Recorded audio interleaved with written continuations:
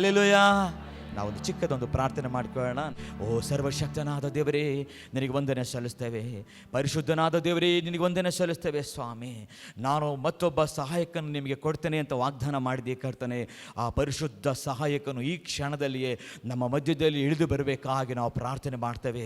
ನಿಂತಂಥ ಕೂತಂಥ ನಮ್ಮೆಲ್ಲರಲ್ಲಿ ಆರಾಧನೆ ಮಾಡಲಿಕ್ಕೆ ಬಂದಂಥ ದೇವ ಜನರಲ್ಲಿ, ದೇವರ ವಾಕ್ಯವನ್ನು ಹಂಚುವ ದೇವ ಸೇವಕರಲ್ಲಿ ಕರ್ತನೆ, ಸಾಕ್ಷಿ ಹೇಳುವ ಮಕ್ಕಳಲ್ಲಿ, ಕಾಣಿಕೆ ಕೊಡುವ ಮಕ್ಕಳಲ್ಲಿ, ವಾದ್ಯ ಬಾರಿಸುವ ಮಕ್ಕಳಲ್ಲಿ, ಪ್ರತಿಯೊಬ್ಬರಲ್ಲಿಯೂ ಆ ಸರ್ವಶಕ್ತನಾದ ದೇವರಾತ್ಮನು ಚಲಿಸಬೇಕಾಗಿ ಕರ್ತನೆ, ಮಾನಸಾಂತರ ಉಂಟು ಮಾಡಬೇಕಾಗಿ ನಾವು ಪ್ರಾರ್ಥನೆ ಮಾಡ್ತೇನೆ ದೇವರೇ. ನಿನ್ನ ಪರಿಶುದ್ಧ ಹಸ್ತದಲ್ಲಿ ದೇವರೇ ನಮ್ಮನ್ನು ಮರೆಮಾಚಿಕೊಂಡು ಅಪ್ಪ ಈ ಆರಾಧನೆಗೆ ನಾವು ಮಾಡುವಂಥ ಎಲ್ಲರೂ, ಚಿಕ್ಕವರು ದೊಡ್ಡವರು ಅಪ್ಪ ಕರ್ತನೆ, ಎಲ್ಲರೂ ಮಾಡುವ ಆರಾಧನೆಯನ್ನು ಸ್ವೀಕರಿಸಿ ನಿನ್ನ ಪ್ರಜೆಗಳು, ನಿನ್ನ ಮಕ್ಕಳಾದ ನಮ್ಮನ್ನು ಆಶೀರ್ವಾದ ಮಾಡು. ಈ ದಿನದ ಆರಾಧನೆಯನ್ನು ಆಶೀರ್ವಾದ ಮಾಡು. ಎಲ್ಲ ಸಮಯಗಳಲ್ಲಿ, ಎಲ್ಲ ಕ್ಷಣಗಳಲ್ಲಿ ನಿನ್ನ ಪ್ರಸನ್ನತೆಯಿಂದಲೂ ಮಹಿಮೆಯಿಂದಲೂ ಅಪ್ಪ ನಮ್ಮನ್ನು ತುಂಬಿಸಿ ನಡೆಸಿ ಆಶೀರ್ವಾದ ಮಾಡು. ಬರಲಿಕ್ಕಿರುವ ದೇವ ಜನರಿಗಾಗಿ ಸ್ತೋತ್ರ ಮಾಡ್ತೇವೆ. ಎಲ್ಲ ಅಡೆತಡೆಗಳು ಯೇಸು ನಾಮದಲ್ಲೇ ನೀಗಲಿ ಕರ್ತನೆ. ಅಪ್ಪ ತಾರಿಯಲ್ಲಿ ನಿನ್ನ ಆರಾಧಿಸಿ ನಿನ್ನಿಂದ ಶುಭವನ್ನು ಹೊಂದಿಕೊಳ್ಳಿಕ್ಕಾಗುವಂತೆ ನಿನ್ನ ಜನರು, ನಿನ್ನ ಸೇವಕರು, ನಿನ್ನ ಪ್ರಜೆಗಳಾದ ನಾವೆಲ್ಲರನ್ನು ಆಶೀರ್ವಾದ ಮಾಡು. ಹಾಗೆ ಮಾಡಿದ್ದಕ್ಕಾಗಿ ನಿನಗೆ ಸ್ತೋತ್ರ. ಈ ದಿನದ ಎಲ್ಲ ಕಾರ್ಯಕ್ರಮಗಳಿನ ಪಾದಕ್ಕೊಪ್ಪಿಸಿಕೊಟ್ಟು ನಮ್ಮನ್ನು ನಾವು ತಗ್ಗಿಸಿಕೊಂಡು ಯೇಸು ಕ್ರಿಸ್ತನ ನಾಮದಲ್ಲಿ ಪ್ರಾರ್ಥಿಸಿ ಬೇಡುವಂತೆ ಪರಲೋಕ ತಂದೆಯೇ, ಆಮೆನ್. Hallelujah, hallelujah. ಆರಾಧನೆ ಮಾಡುವಾಗ ಯಾರು ಕೈ ಕಟ್ಕೊಂಡಿರಬಾರ್ದು. ಚಪ್ಪಾಳೆ ಹೊಡೆದು ಕೈ ಇಲ್ಲದೆ ಚಪ್ಪಾಳೆ ಹೊಡ್ಲಿಕ್ಕೆ ಆಗದವರು ನಮ್ಮ ಚರ್ಚೆಯಲ್ಲಿದ್ದಾರೆ ಪಾಪ. ಆದರೆ ಎರಡು ಕೈಗಳನ್ನು ಕೊಟ್ಟ ಕರ್ತನಿಗೆ ಚಪ್ಪಾಳೆ ಹೊಡೆದು ಕರ್ತನನ್ನು, ದೇವರಾತ್ಮನು ನಿಮ್ಮಲ್ಲಿದ್ದರೆ ಚಪ್ಪಾಳೆ ಬರ್ತದೆ. Hallelujah, hallelujah. ದೇವರಾತ್ಮ ಹೃದಯದಲ್ಲಿರುವಾಗ ನಾನು ಕೈಯ ತಟ್ಟವೇ ದಾವಿದೇನೆ ಅಂತೇಳಿ, ದೇವರಾತ್ಮನ ಇಲ್ದಿರುವಾಗ ಏನಾಗುತ್ತದೆ? ಸಪ್ಪೆ ಆಗ್ತದೆ. ನಾವು ಎಷ್ಟೊಂದು ಕೃಪೆ ನೀಡಿ ಹಾಡನಾಡಿ ದೇವರನ್ನು ಘನಪಡಿಸೋಣ. ಹಲ್ಲೆಲೂಯಾ.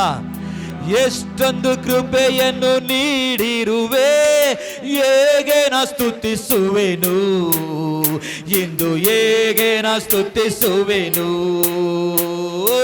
ಎಷ್ಟೊಂದು ಕೃಪೆಯನ್ನು ನೀಡಿರುವೆ, ಹೇಗೆ ನಾ ಸ್ತುತಿಸುವೆನು, ಇಂದು ಹೇಗೆ ನಾ ಸ್ತುತಿಸುವೆನು. ಸ್ತೋತ್ರ ರಾಜ ಯೇಸು ರಾಜ, ಸ್ತೋತ್ರ ರಾಜ ಯೇಸು ರಾಜ, ಸ್ತೋತ್ರ ರಾಜ ಯೇಸು ರಾಜ, ಸ್ತೋತ್ರ ರಾಜ ಯೇಸು ರಾಜ. ಕರದಲ್ಲಿ ಹಿಡಿದು ಕಣ್ಮಣಿಯಂತೆ ಕಾಲವೆಲ್ಲ ಕಾಪಾಡಿದೆ, ಕರದಲ್ಲಿ ಹಿಡಿದು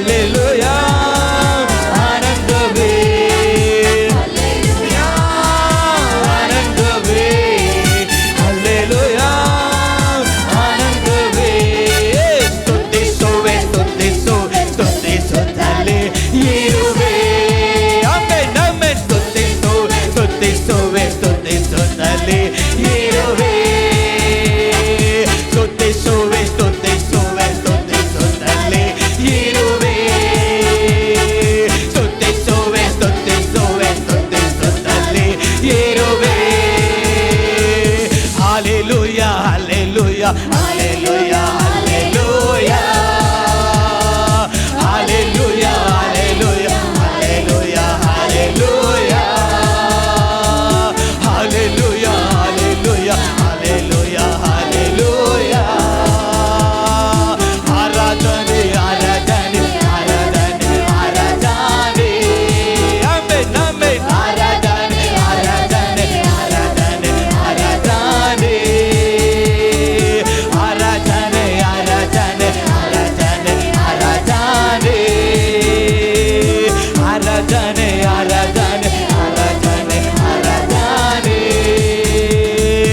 ಆರಾಧನೆಯಲ್ಲಿ ಬಿಚ್ಚದಂತ ಬಂಧನವಿಲ್ಲ, ಸ್ತುತಿಯಲ್ಲಿ ಬೀಳದಂತ ಕೋಟೆ ಇಲ್ಲ. ಆಮೆನ್. ಪ್ರಾರ್ಥನೆಯಲ್ಲಿ ಆಗದಂತ ಕಾರ್ಯವಿಲ್ಲ, ನೀ ನಂಬಿದರೆ ನಡೆಯದ ಅದ್ಭುತವಿಲ್ಲ. ಆಮೆನ್. ಆರಾಧನೆಯಲ್ಲಿ ಬಿಚ್ಚದಂತ ಬಂಧನವಿಲ್ಲ, ಆಮೆನ್. ಸ್ತುತಿಯಲ್ಲಿ ಬೀಳದಂತ ಕೋಟೆ ಇಲ್ಲ, ಪ್ರಾರ್ಥನೆಯಲ್ಲಿ ಆಗದಂತ ಕಾರ್ಯವಿಲ್ಲ, ನೀ ನಂಬಿದರೆ ನಡೆಯದ ಅದ್ಭುತವಿಲ್ಲ.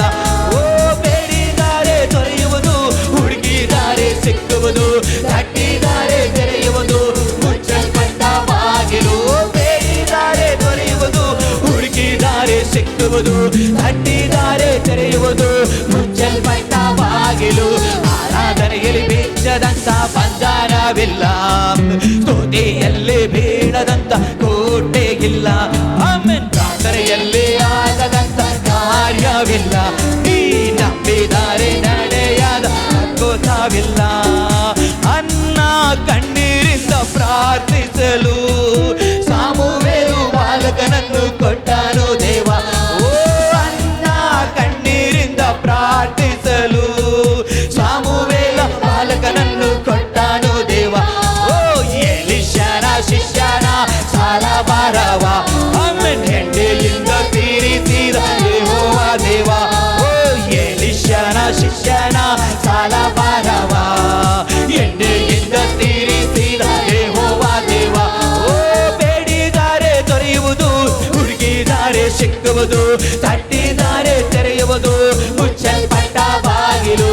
ಬೇಡಿದರೆ ದೊರೆಯುವುದು, ಹುಡುಕಿದರೆ ಸಿಕ್ಕುವುದು, ತಟ್ಟಿದರೆ ತೆರೆಯುವುದು, ಮುಚ್ಚಲ್ಪಟ್ಟ ಬಾಗಿಲು.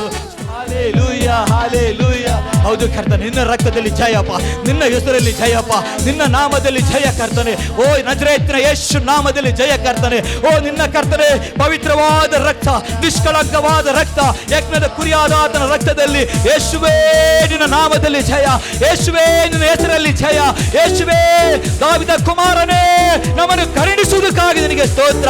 ಇರುವಾತನೇ ನಿನಗೆ ಸ್ತೋತ್ರ, ಬರುವಾತನೇ ನಿನಗೆ ಸ್ತೋತ್ರ. ತಿರುಗಿ ಓ ನಮ್ಮನ್ನು ಕರ್ಕೊಂಡು ಹೋಗ್ಲಿಕ್ಕೆ ಮಧ್ಯಾಕಾಶದಲ್ಲಿ ಇಳಿದು ಬರುವಾತನೇ ನಿನಗೆ ಸ್ತೋತ್ರ. ಸ್ತೋತ್ರ ಸಿಂಹಾಸನದಲ್ಲಿ ಓ ನಮ್ಮ ಪ್ರಾರ್ಥನೆಗಳು ಸ್ತೋತ್ರಗಳು ಕೇಳಿ ಅಪ್ಪ ನಮ್ಮನ್ನು ಕರ್ತ ನಡೆಸುವಾತನೇ ನಿನಗೆ ಸ್ತೋತ್ರ ಮಾಡ್ತೇವೆ ಸ್ವಾಮಿ. ಓ ಕರ್ತನಾದ ದೇವರೇ ನಿನಗೆ ವಂದನೆ ಸಲ್ಲಿಸ್ತೇವಯ್ಯ. ಅನ್ನಳ ಕಣ್ಣೀರನ್ನು ನೋಡಿದ ದೇವರು, ಅನ್ನಳ ಕಣ್ಣೀರನ್ನು ಕಂಡ ದೇವರು, ಉತ್ತಮವಾದ ಸಾಮುವೇಲನ ಅನುಗ್ರಹಿಸಿದ ದೇವರು. ಅಯ್ಯ ನಿನ್ನ ಸಭೆಯಾದ ನಮ್ಮನ್ನು ಕರ್ತನೆ, ಓ ವೇದನೆಯನ್ನು ಕರ್ತನೆ, ಕಣ್ಣೀರನ್ನು ಕರ್ತನೆ, ನಿನ್ನ ಕಣ್ಣೀರು ತಗ್ಗು ದಾಟುವಾಗ ಅಲ್ಲಿ ವರ್ಚಗಳು ಮಾಡಿ ಓ ನಾನು ನಿಮ್ಮನ್ನು ನಿಲ್ಲಿಸ್ತೇನೆ ಎಂಬುದಾಗಿ ಹೇಳಿದಂತೆ ಕರ್ತನೆ. ಓ ಕರ್ತನೆ, ಯೆರೆಮೀಯನ ಕಣ್ಣಲ್ಲಿ ಕಣ್ಣೀರು ಸುರಿಯುವಾಗ ಯೆರೆಮೀಯನೇ ನಿನ್ನ ಕಣ್ಣಲ್ಲಿ ಕಣ್ಣೀರು ಸುರಿಯದಿರಲಿ, ನಿನ್ನ ಧ್ವನಿಯು ನೆರಳಾಡದಿರಲಿ. ಈಗೋ ನಾನು ನಿನ್ನ ಮಧ್ಯದಲ್ಲಿ ಇದ್ದೇನೆ ಎಂಬುದಾಗಿ ವಾಗ್ದಾನ ಮಾಡಿದ ದೇವರೇ. ಅಯ್ಯ ನೀನು ಸಭಾ ಮಧ್ಯದಲ್ಲಿ ಇರುವುದಕ್ಕಾಗಿ ಸ್ತೋತ್ರ. ಓ ಸೇವಕರೊಟ್ಟಿಗೆ ಇರುವುದಕ್ಕಾಗಿ ಸ್ತೋತ್ರ. ನಿನ್ನ ಪ್ರಜೆಗಳಾದ ನಮ್ಮನ್ನು ನಡೆಸುವುದಕ್ಕಾಗಿ ನಿನಗೆ ಸ್ತೋತ್ರ. ಅಯ್ಯ ಜೀವದಿಂದ ಎದ್ದವನೇ ನಿನಗೆ ನಾವು ಆರಾಧನೆ ಮಾಡ್ತೇವೆ ಸ್ವಾಮಿ. ಮರಣವನ್ನು ಜಯಿಸಿದಾತನೇ ನಿಮಗೆ ಆರಾಧನೆ ಮಾಡ್ತೇವೆ ಸ್ವಾಮಿ. ಹಾಲೆಲೂಯಾ. ದಾಹವುಳ್ಳವನಿಗೆ ಜೀವ ಜಲ ಕೊಡ್ತೇನೆ ಅಂತ ಹೇಳಿದ ದೇವರೇ, ದಾಹವುಳ್ಳ ಮಕ್ಕಳ ಮೇಲೆ ನೀನು ಜೀವ ಜಲದ ಸಮಾಧಾನವೆಂಬ ಜೀವ ಜಲ, ಓ ಸಂತೋಷವೆಂಬ ಜೀವ ಜಲ, ಓ ಉನ್ನತವೆಂಬ ಜೀವ ಜಲ, ಆರೋಗ್ಯವೆಂಬ ಜೀವ ಜಲ ದೇವ ಸೇವಕರ ಮೊದಲುಗೊಂಡು ಎಲ್ಲರ ಮೇಲೆ ಸ್ಪರ್ಶಿಸು ದೇವರೇ. ನೀನು ಪ್ರೋಕ್ಷಿಸುವುದಕ್ಕಾಗಿ ನನಗೆ ಸ್ತೋತ್ರ, ನಡೆಸುವುದಕ್ಕಾಗಿ ನನಗೆ ಸ್ತೋತ್ರ. ಎಲ್ಲ ಸ್ತುತಿ ಘನ ಮಾನ ಮಹಿಮೆ ಆರಾಧನೆಯನ್ನು ನಿನ್ನ ಪಾದಕ್ಕೆ ಸಮರ್ಪಣೆ ಮಾಡ್ತೇವೆ. ನಮ್ಮನ್ನು ನಾವು ತಗ್ಗಿಸಿಕೊಳ್ತೇವೆ. ನೀನು ಮಹಿಮೆ ಒಂದು ಯೇಸು ಕ್ರಿಸ್ತನ ನಾಮದಲ್ಲಿ ಪ್ರಾರ್ಥಿಸಿ ಬೇಡುವಂತೆ ಪರಲೋಕ ತಂದೆಯೇ. ಸರ್ವಶಕ್ತನಾದ ನಮ್ಮ ತಂದೆಯಾದ ದೇವರೇ, ಈ ಭಾನುವಾರ ದಿವಸಕ್ಕಾಗಿ ನಿಮಗೆ ಸ್ತೋತ್ರ ಸಲ್ಲಿಸುತ್ತೇನೆ. 6 ದಿವಸ ದುಡಿದು ನಿನ್ನ ಕೆಲಸಗಳೆಲ್ಲವೂ ಮಾಡಿರಿ. 7ನೆಯ ದಿವಸ ನಿನ್ನ ದೇವರಾದ ಯೆಹೋವನಿಗೆ ಮೀಸಲಾದ ವಿಶ್ರಾಂತಿ ದಿನವಾಗಿದೆ. ಆ ದಿನದಲ್ಲಿ ನೀವು ಸಭೆಯ ಆರಾಧನೆಗಾಗಿ ಕೂಡಿ ಬರಬೇಕು ಎಂಬ ದೇವರ ವಾಕ್ಯವನ್ನು ನಾವು ಧ್ಯಾನ ಮಾಡಿ ಈ ಭಾನುವಾರ ಆರಾಧನೆಗಾಗಿ ನಿಮ್ಮ ಸನ್ನದಿಯಲ್ಲಿ ಬಂದು, ಕರ್ತನೇ, ಈಗಾಗಲೇ ನಿಮ್ಮನ್ನು ಆರಾಧನೆ ಮಾಡಿ, ನಿಮ್ಮನ್ನು ಸ್ತುತಿಸಿ, ನಿಮ್ಮನ್ನು ಕೊಂಡಾಡಿ, ನಿಮ್ಮನ್ನು ಮಹಿಮೆಪಡಿಸಿ ಇವತ್ತಿನ ಧ್ಯಾನಕ್ಕಾಗಿ ನಿಮ್ಮ ಮುಂದೆ ಸಮರ್ಪಿಸುತ್ತೇನೆ.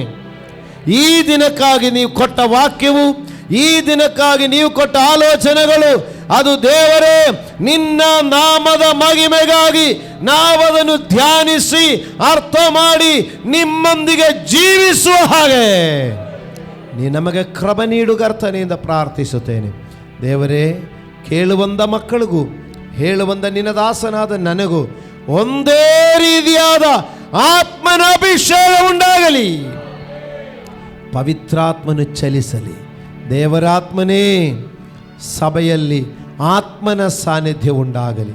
ಪವಿತ್ರಾತ್ಮನು ಕ್ರಿಯೆ ಮಾಡಲಿ.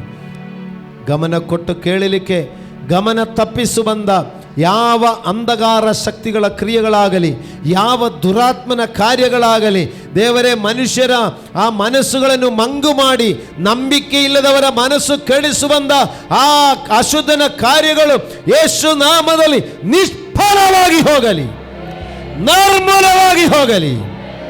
ಯೇಸು ನಾಮದಲ್ಲಿ ಪ್ರಾರ್ಥಿಸುತ್ತೇನೆ ತಂದೆಯೇ, ಆಮೆನ್. ಸಂತೋಷವಾಗಿ ಕೂತ್ಕೊಳ್ಳಿರಿ. ದೇವರಿಗೆ ಸ್ತೋತ್ರ. ಇನ್ನು ಕೆಲ ವಾಕ್ಯಗಳು ಧ್ಯಾನ ಮಾಡಿ ದೇವರ ವಚನದಿಂದ ನಾವು ಕಲಿತುಕೊಳ್ಳೋಣ. ನಾವು ವಾಕ್ಯವು ಕೇಳಿ ಅನುಸರಿಸುವಾಗ ಶುಭ ಉಂಟಾಗೋದು. ಭಾನುವಾರ ದಿವಸ ನಾವು ಬಂದು ಆರಾಧನೆ ಮಾಡೋದು, ದೇವರನ್ನು ಮಹಿಮೆಪಡಿಸೋದು. ಅದೇ ಥರ ಆ ವಾಕ್ಯದಲ್ಲಿ ದೇವರೇ ನೀವು ನನ್ನೊಂದಿಗೆ ಮಾತಾಡು ಎಂದು ಕೇಳೋದು. ಈ ಸತ್ಯವೇದದಲ್ಲಿ ಆದಿಕಾಂಡ ಮೊದಲುಗೊಂಡು ಪ್ರಕಟಣೆ ತನಕ ಇರುವಂಥ ಪುಸ್ತಕ ಇದೆ, ನೀವೆಲ್ಲರೂ ಓದಬೇಕು. ಆದರೂ ಕೆಲ ವಿಚಾರಗಳು ನೀವು ಓದುವಾಗಲೂ ನಿಮಗೆ ಅರ್ಥ ಆಗದಿರಬಹುದು. ನಾನು ಓದುವಾಗಲೂ ಎಲ್ಲ ವಿಚಾರ ಆವಾಗ ಅರ್ಥ ಆಗಲ್ಲ. ಆದರೆ ಕೆಲ ಸಮಯಗಳಲ್ಲಿ ನಮಗೆ ಕೆಲ ವಾಕ್ಯಗಳು ದೇವರು ಸಭೆಗಾಗಿ ಪ್ರಕಟಿಸುತ್ತಾರೆ. ಹಲ್ಲೆಲೂಯಾ. ಗಮನಿಸಿ, ನಾನು ಎಷ್ಟೋ ಸಾರಿ ಓದಿದ ವಾಕ್ಯ ಕೆಲ ಸಮಯವು ಅದು ಓದುವಾಗ ಅದರದ ಒಳಗಡೆ ಇರುವಂಥ ರಹಸ್ಯ, ಇದು ಈ ಥರ ರಹಸ್ಯ ಇದೆ ಎಂದು ತಿಳಿಸಿಕೊಡ್ತಾರೆ. ಅದರಿಂದ ಈಗ ವಾಕ್ಯ ಎಲ್ಲರಿಗೂ ಗೊತ್ತಿರುವ ವಾಕ್ಯನೇ ಆಗಿರ್ಬೋದು, ನೀವು ಓದುವಂಥದ್ದಾಗಿರ್ಬೋದು, ನಿಮಗೆ ಹಲವಾರು ಸೇರಿ ಕೇಳಿದಾಗಿರ್ಬೋದು. ಆದರೆ ದೇವರ ಆರಾಧನೆಯ ಮಧ್ಯದಲ್ಲಿ ನಾವು ವಾಕ್ಯಕ್ಕೆ ಧ್ಯಾನಿಸುವಾಗ ಅನೇಕ ರಹಸ್ಯ ಅದರಿಂದ ಪ್ರಕಟ ಆಗುತ್ತದೆ. ಆ ಪ್ರಕಟ ಆಗುವಂಥ ಕಾರ್ಯಗಳು ತುಂಬ ಮುಖ್ಯವಾದವುಗಳು ನೀವು ಬರೆದಿಡಬೇಕು. ನೀವು ಬರೆದಿಟ್ಟುಕೊಂಡಿದ್ದರೆ ಯಾವುದೋ ಒಂದು ಸಮಯ ನೀವು ಆ ಪುಸ್ತಕ ಓದಿ ನೋಡುವಾಗ ನಿಮಗೆ ಅಂದ ಸಮಯಕ್ಕೆ ಒಂದು ತಕ್ಕ ರೀತಿಯಲ್ಲಿ ಆ ವಾಕ್ಯ ನಿಮಗೆ ಮಾತಾಡ್ತಾರೆ. ಎಸ್ತೇರನ ಪುಸ್ತಕದಲ್ಲಿ ನೋಡುವಾಗ ಮೊರ್ದೆಖಾಯಿ ಬಗ್ಗೆ ರಾಜನು ಆ ಡೈರಿಯಲ್ಲಿ ಬರೆದಿಟ್ಟಿದೆ.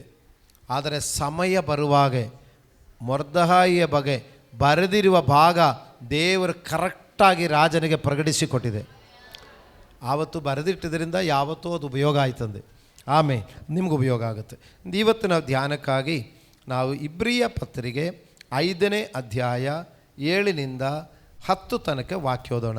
ಕ್ರಿಸ್ತನು ತಾನು ಭೂಲೋಕದಲ್ಲಿದ್ದಾಗ ಮರಣಕ್ಕೆ ತಪ್ಪಿಸಿ ಕಾಪಾಡ ಶಕ್ತನಾಗಿರುವ ಆತನಿಗೆ ಬಲವಾಗಿ ಕೂಗುತ್ತಾ ಕಣ್ಣೀರನ್ನು ಸುರಿಸುತ್ತಾ ಪ್ರಾರ್ಥನೆ ವಿಜ್ಞಾಪನೆಗಳನ್ನು ಸಮರ್ಪಿಸಿ ದೇವರ ಮೇಲಣ ಭಯಭಕ್ತಿಯ ನಿಮಿತ್ತ ಕೇಳಲ್ಪಟ್ಟನು.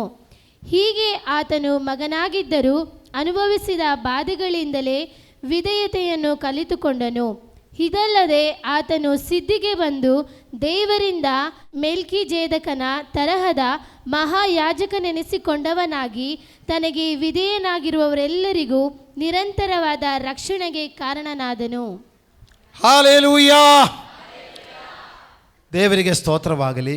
ಓದಿದ ವಾಕ್ಯದಲ್ಲಿ 4 ವಿಷಯ ಅದರಲ್ಲಿ ಅಡಕವಾಗಿದೆ. ನಾನು ಅದೇ ಹೇಳಿದ ವಾಕ್ಯ ನೀವು ಓದುವಾಗ ನಮಗೆ ಮೇಲ್ನೋಟಕ್ಕೆ ನಮಗೆ ಅದು ಅರ್ಥ ಆಗಬಹುದು.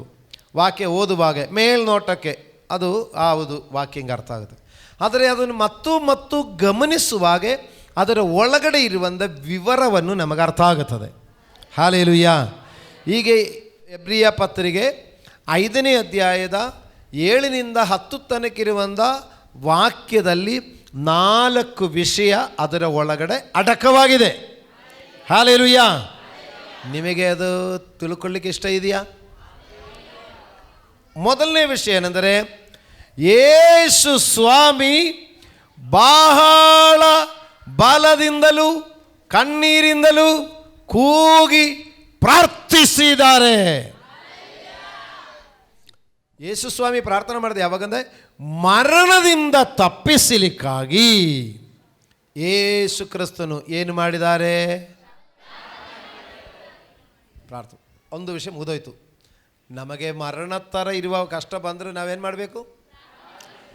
ಯಾವುದೇ ವಿಷಯಕ್ಕೂ ಪ್ರಾರ್ಥನೆ. ಮರಣವಾದರೂ ಕೂಡ ಪ್ರಾರ್ಥನೆ ಮಾಡಬೇಕು. ಎಂಥ ಕಷ್ಟದಲ್ಲಿಯೂ, ಚಿಕ್ಕ ವಿಷಯ ಆಗಲಿ ಮರಣ ಥರ ದೊಡ್ಡ ವಿಷಯ ಆಗಲಿ, ಯೇಸು ಕ್ರಿಸ್ತನು ನಮಗೆ ತೋರಿಸಿಕೊಡೋದು ಪ್ರಾರ್ಥನೆ ಮಾಡಬೇಕು. ಏನು ಮಾಡಬೇಕು? ಓಕೆನಾ? ಸರಿ.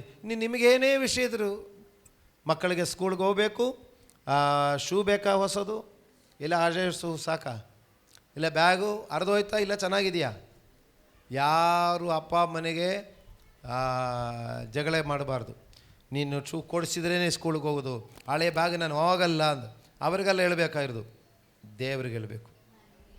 ತಂದೆ ತಾಯಿರಿಗೆ ಹೇಳಬಾರ್ದು, ದೇವರಿಗೆ ಹೇಳಬೇಕು. ಯಾಕಂದರೆ ಚಿಕ್ಕ ವಿಷಯ ಮೊದಲುಗೊಂಡು ಮರಣ ತನಗಿರುವ ಒಂದು ವಿಷಯಕ್ಕೆ ಪರಿಹಾರ ಪ್ರಾರ್ಥನೆಯಲ್ಲಿದೆ. ಆಮೇನ್. ನನಗೆ 1 ತಿಂಗಳು ಫುಲ್ ರೆಸ್ಟ್ ಹೇಳಿರೋದು ಡಾಕ್ಟ್ರು. ಜಾಸ್ತಿ ಮಾತಾಡಬಾರ್ದು. ಅವ್ರು ಹೇಳಿದೆ, ನೀವು ಪ್ರೀಚಿಂಗ್ ಮಾಡ್ತೀರಾ ಅಂತ ಕೇಳಿದ್ರು. ಹೌದು ಅಂತ ಹೇಳಿದೆ. ಹಂಗಾದರೆ ಈಗ ಸ್ವಲ್ಪ ದಿವಸ ಪ್ರೀಚಿಂಗ್ ಮಾಡಬಾರ್ದು ಅಂತ ಹೇಳಿದ್ರು. ದೇವರಿಗೆ ಸ್ತೋತ್ರವಾಗಲಿ. ಆದರೆ ನಾನು ದೇವರ ಮೇಲೆ ಪ್ರಾರ್ಥನೆಯಿಂದ ನಿಮ್ಮ ಮುಂದೆ ನಿಂತಿದ್ದೇನೆ. ನಾನು ಪ್ರಾರ್ಥನೆ ಮಾಡಿದೆ, ಅದಕ್ಕೆ ಪ್ರಾರ್ಥನೆಗೆ ದೇವರು ಉತ್ತರ ಕೊಟ್ಟಿದ್ದಂಥ ಬಲದಿಂದ ನಾನು ನಿಂತಿದ್ದೇನೆ. ನಿಮ್ಮ ಚಿಕ್ಕ ವಿಷಯ ಆದರೂ ದೊಡ್ಡ ವಿಷಯ ಆದರೂ ಲಾಸ್ಟು ಮರಣಕ್ಕಿಂತ ಮೇಲೆ ಏನಿಲ್ಲ. ನಿಮ್ಮ ಮರಣವಾದರೂ ನಾವೇನು ಮಾಡಬೇಕು? ಪ್ರಾರ್ಥಿಸಬೇಕು. ಓಕೆನಾ? ಓಕೆ, ಸರಿ. ಎರಡನೇದು, ಹೇಗೆ ಪ್ರಾರ್ಥನೆ ಮಾಡಿದ್ದಾರೆ ಯೇಸು ಸ್ವಾಮಿ? ಬಲವಾಗಿ ಕೂಗುತ್ತಾ ಕಣ್ಣೀರಿಂದ ಪ್ರಾರ್ಥಿಸಿದರು. ಓಹೋ, ಹೆಂಗೆ ಪ್ರಾರ್ಥಿಸಬೇಕು? ಬಲವಾಗಿ ಕೂಗುತ್ತಾ ಕಣ್ಣೀರಿಂದ ಪ್ರಾರ್ಥಿಸಬೇಕು. ಯಾರಿಗೆ ಅಲ್ಲಿದೆ? ತಪ್ಪಿಸಿ ಕಾಪಾಡಲಿಕ್ಕೆ ಶಕ್ತನಾದವನತ್ತ ಪ್ರಾರ್ಥನೆ ಮಾಡಿದೆ. ಎಲ್ಲೋ ಒಂದು ಕಡೆ ಹೋಗಿ ಪ್ರೇಯರ್ ಮಾಡಬಾರದು. ತಪ್ಪಿಸಿ ಕಾಪಾಡಲಿಕ್ಕೆ ಶಕ್ತನಾದ ರಾಜಾದಿ ರಾಜನು ಕರ್ತಾದಿ ಕರ್ತನೂ ಆಗಿರುವಂಥ ಯೇಸು ಸ್ವಾಮಿ ಹತ್ರ ಕೇಳಬೇಕು. ಶಾಸ್ತ್ರಕಾರನ ಹತ್ರ ಹೋಗಿ ನಿಮ್ಮ ಕಷ್ಟ ಹೇಳಿದರೆ ಆಮೇಲೆ ಉತ್ತರ ಸಿಕ್ಕಿದೆ ಅಂತ ಹೇಳಲಿಕ್ಕಾಗಲ್ಲ. ಹಾಲೆಲೂಯಾ. ಯಾರ ಹತ್ರ ಕೇಳಬೇಕು? ತಪ್ಪಿಸಿ ಕಾಪಾಡಲಿಕ್ಕೆ ಶಕ್ತನಾದ ನಮ್ಮ ದೇವರ ಹತ್ರ ಪ್ರಾರ್ಥಿಸಬೇಕು. ಸರಿ, ಹೇಗೆ ಪ್ರಾರ್ಥಿಸಬೇಕು? ಬಲವಾಗಿ ಕೂಗುತ್ತಾ ಕಣ್ಣೀರು ಸುರಿಸುತ್ತಾ ಪ್ರಾರ್ಥಿಸಬೇಕು. ಈಗ ಮಕ್ಕಳು ಹೇಳಿ, ಪ್ರಸಂಗ ಮುಗಿದ ಮೇಲೆ ಇವರು ಬಲವಾಗಿ ತಪ್ಪಿಸಿಕೊಂಡು ಓಡೋದು, ಕೂಗಿ ಅದಕ್ಕೆ ನಾನು ಹೇಳೋದು, ಪ್ರಾರ್ಥನೆ ಮಾಡಿರಿ, ಬಾಯಿ ತೆರೆಯಿರಿ, ತುಡಿಗಳು ಓಪನ್ ಆಗಲಿ ಅಂತ ಹೇಳೋದು ಅದಕ್ಕೇನೆ. ಯೇಸು ಸ್ವಾಮಿ ಹಂಗೆ ಮಾಡಿದ್ದಾರೆ ಅಂದೆ, ಬಲವಾಗಿ ಪ್ರಾರ್ಥನೆ ಮಾಡಿದೆ. ಯೇಸು ಸ್ವಾಮಿಯ ಬಲವಾದ ಪ್ರಾರ್ಥನೆಯಲ್ಲಿ ಒಳಗಡೆಯಿಂದ ರಕ್ತ ಬೆವರಿನ ಹಾಗೆ ಬಂದಿತು. ನಾವು ಬಲವಾಗಿ ಕೆಲಸ ಮಾಡುವಾಗ ಮೈಯಲ್ಲಿ ಏನಾಗುತ್ತೆ? ಬೆವರು ಬರುತ್ತೆ ಅಲ್ವಾ? ಬಲವಾಗಿ ಏನೇ ಮಾಡಿದರೂ ಬೆವರು ಬರುತ್ತೆ. ಯೇಸು ಸ್ವಾಮಿಗೆ ಬಲವಾದ ಕೆಲಸ ಎಲ್ಲ, ಬಲವಾದ ಪ್ರಾರ್ಥನೆ ಮಾಡುವಾಗ ಬೆವರಿಗೆ ಬದಲಾಗಿ ರಕ್ತ ಹರಿದು ಬಂದಿದೆ. ಯಾಕಂದರೆ ಈ ಭಯಂಕರವಾದ ಘೋರ ಮರಣ, ಚಿತ್ರಹಿಂಸೆಯಾದ ಹಿಂಸೆಗಳ ಶರೀರದಲ್ಲಿ ಅಲ್ವಾ, ಚಾಟಿಗಳಿಂದ ಒಡೆದು ಮೈಯಲ್ಲೆಲ್ಲ ಗಾಯಗಳಾಗಿ ರಕ್ತ ಹರಿದು ತಲೆಯಲ್ಲಿ ಮುಳ್ಳು ಕಿರೀಟ ಹಾಕಬೇಕು, ಚಾಟಿಯಿಂದ ಒಡಿಸಿಕೊಳ್ಳಬೇಕು, ಭಾರವಾದ ಶಿಲುಬೆ ಹೊತ್ತಬೇಕು, ಆಮೇಲೆ ಶಿಲುಬೆಗೆ ಹಾಕಲ್ಪಡಬೇಕು. ಇದೆಲ್ಲ ಏನೆಲ್ಲ ಅನುಭವಿಸಲಿಕ್ಕೆ ಇದೆ ಎಂಬುದನ್ನು ಸ್ವಾಮಿ ತಿಳಿದು ಅದನ್ನು ಗ್ರಹಿಸಿಕೊಂಡು ಅದನ್ನು ಅರ್ಥ ಮಾಡಿಕೊಂಡು ಪ್ರಾರ್ಥನೆ ಮಾಡ್ತಾ ಇದ್ದಾರೆ. ಆವಾಗ ನೆನೆಸಿ ಸ್ತೋತ್ರ ಮಾಡಿ ಮಾಡುವ ಪ್ರಾರ್ಥನೆಯಲ್ಲಿ ಏನಿರುತ್ತದೆ? ಬೆವರು ರಕ್ತವಾಗಿ ಹೊರಗಡೆ ಬಂದು ನಾನು ನಿಮಗೆ ಹೇಳ್ತೇನೆ, ನಮಗೆ ಒಂದು ಕಾರ್ಯ ಆಗಬೇಕಂದರೆ, ನಮಗೊಂದು ವಿಷಯ ಪರಿಹಾರ ಆಗಬೇಕಂದರೆ ನಾವು ಬಲವಾಗಿ ಪ್ರಾರ್ಥಿಸಬೇಕು. ಅಂದರೆ ನನಗಿದಕ್ಕೆ ಉತ್ತರ ಬೇಕೇ ಬೇಕು, ನನಗಿದಕ್ಕೊಂದು ಪರಿಹಾರ ಬೇಕೇ ಬೇಕು ಅಂದ ಬಲವಾಗಿ ಪ್ರಾರ್ಥಿಸಬೇಕು. ಅದರಲ್ಲಿ ಕೂಗಿ ಪ್ರಾರ್ಥಿಸು, ಮೌನವಾಗಿ ಎಲ್ಲ ದೇವರಿಗೂ ಗೊತ್ತು. ನಾನೊಂದು ಮಾತು ಹೇಳ್ತೇನೆ, ದೇವರಿಗೆ ನಮ್ಮ ಹೃದಯದ ಆಲೋಚನೆಗಳು ಕೂಡ ಬಲ್ಲವನಾಗಿದ್ದಾರೆ. ಕೆಲವರು ಹೇಳ್ತಾರೆ ದೇವರಿಗೆ ಎಲ್ಲ ಗೊತ್ತು ತಾನೇ, ನಾನು ಏನಕ್ಕೆ ಮತ್ತೆ ಬಾಯಿ ಬಿಟ್ಟು ಪ್ರಾರ್ಥನೆ ಮಾಡಬೇಕು. ಆದರೆ ಯೇಸು ಸ್ವಾಮಿ ಹಿಂಗೆ ಮಾಡಿದ್ದಾರೆ, ಅವರು ಕೂಗಿ ಪ್ರಾರ್ಥನೆ ಮಾಡಿದ್ದಾರೆ. ಶಿಲುಬೆಯಲ್ಲಿ ಕೂಡ ಎಲ್ಲರದು ಮಾನ ಮರ್ಯಾದೆ ಹೋಗುತ್ತೆ ಅಂತ ಹೇಳಿಕೊಂಡು ಸ್ವಾಮಿ ಸುಮ್ಮನೆ ಇರಬೇಕು ತಾನೆ. ಆದರೆ ಶಿಲುಬೆಯಲ್ಲಿ ಕೂಡ ಏನು ಹೇಳ್ತಾರೆ, ನನ್ನ ದೇವರೇ ನನ್ನ ದೇವರೇ ಯಾಕೆ ನನ್ನನ್ನು ಕೈ ಬಿಟ್ಟಿದ್ದೀರಾ ಎಂದು ಕೇಳ್ತಾ ಇದೆ. ಬಲವಾಗಿ ಕೂಗಿ ಕೇಳಿದ್ದಾರೆ. ಪ್ರಾರ್ಥನೆಯಲ್ಲಿ ಹೆಂಗೆ ಮಾಡಬೇಕು ಮಕ್ಕಳೇ? ಬಲವಾಗಿ ಮಾಡಬೇಕು, ಕೂಗಿ ಪ್ರಾರ್ಥನೆ ಮಾಡಿ. ಇನ್ನು ಕಣ್ಣೀರಿಂದ ಪ್ರಾರ್ಥಿಸೋದು. ಈ ನಮಗೆ ಯಾವಾಗ ಕಣ್ಣೀರು ಬರೋದು? ನೋವಾದಾಗ ಅಲ್ವಾ? ಅಂದರೆ ಅದು ಹೃದಯಕ್ಕೆ ಆಳಕ್ಕೆ ತಾಕುವ ವಿಷಯಕ್ಕೆ ಕಣ್ಣೀರು ಬರೋದು. ಇಲ್ಲದಕ್ಕೆ ನಮಗೆ ಕಣ್ಣೀರು ಬರಲ್ಲ. ಅದು ನಮ್ಮ ಮನಸ್ಸಾಕ್ಷಿನ ಆಳಕ್ಕೆ ತಾಕಿದೆ, ಅದಕ್ಕೆ ಅಂದ ವಿಷಯಕ್ಕೆ ಕಣ್ಣೀರು ಬರೋದು. ಹಾಗಾದರೆ ಒಂದು ವಿಷಯಕ್ಕೆ ಪರಿಹಾರ ಆಗಬೇಕಂದ್ರೆ ಆ ವಿಷಯ ತಗೊಂಡೋಗಿ ಆಳಕ್ಕೆ, ಮನಸ್ಸಿನ ಆಳಕ್ಕೆ ತಗೊಂಡು ಹೋಗುವಾಗ ನಮ್ಮಲ್ಲಿ ಕಣ್ಣೀರು ಬರುತ್ತದೆ. ಹಲ್ಲೆಲೂಯಾ. ನಾವು ಆ ವಿಷಯ ಅಂದರೆ ಪ್ರಾರ್ಥನೆಯಲ್ಲಿ ಆ ವಿಷಯ ತಕ್ಕೊಂಡು ನಮ್ಮ ಒಳಗಡೆ ಹೃದಯಕ್ಕೆ, ಅದಕ್ಕೆ ನಾವು ಕಣ್ಣು ಮುಚ್ಚಿ ಪ್ರಾರ್ಥನೆ ಮಾಡೋದು ಹೇಳಿದ್ರೆ ಅದೆಲ್ಲ ನಮ್ಮ ಗಮನಕ್ಕೆ ಬರುತ್ತದೆ. ಕಣ್ಣು ಬಿಟ್ಟು ನೋಡುವಾಗ ಅದಕ್ಕೆ ಕಣ್ಣು ಮುಚ್ಚಿಕೊಂಡು ಆ ವಿಷಯ ಯಾವ ಸಬ್ಜೆಕ್ಟ್ ಇದೆಯೋ ಆ ವಿಷಯ ಅದು ಹಂಗೆ ಒಳಗಡೆ ಎತ್ಕೊಂಡು ಹೋಗಬೇಕು. ಒಳಗಡೆ ಎತ್ಕೊಂಡು ಅದನ್ನು ಕರ್ತನ ಕಡೆಗೆ ಅದನ್ನೇ ನೆನೆಸಿ ಮಾಡುವಾಗ ಆವಾಗ ನಮ್ಮ ಒಳಗಡೆಯಿಂದ ನೋಡಿ ಆ ದುಃಖದ ಕಣ್ಣೀರು ಬರುತ್ತದೆ. ಆ ಪ್ರಾರ್ಥನೆಗೆ ಉತ್ತರ ಸಿಕ್ಕೇ ಸಿಗುತ್ತದೆ. ಹಲ್ಲೆಲೂಯಾ. ಎರಡು ವಿಷಯ ಆಯಿತು. ಒಂದು, ಎಂಥ ಸಮಸ್ಯೆ ಆದರೂ ಪ್ರಾರ್ಥಿಸಬೇಕು. ಯಾಕಂದರೆ ಯೇಸು ಸ್ವಾಮಿ ಪ್ರಾರ್ಥಿಸಿದೆ. ಮರಣದ ವಿಷಯ ಆದರೂ ಕೂಡ ಪ್ರಾರ್ಥಿಸಿ, ಚಿಕ್ಕ ವಿಷಯ ಮೊದಲುಗೊಂಡು ಮರಣ ತರಕಿರುವಂಥ ವಿಷಯಕ್ಕೆ ಒಂದು ಪ್ರಾರ್ಥಿಸಬೇಕು. ಎರಡು, ಬಲವಾಗಿ ಕೂಗುತ್ತಾ ಕಣ್ಣೀರಿಂದ ಪ್ರಾರ್ಥಿಸಬೇಕು.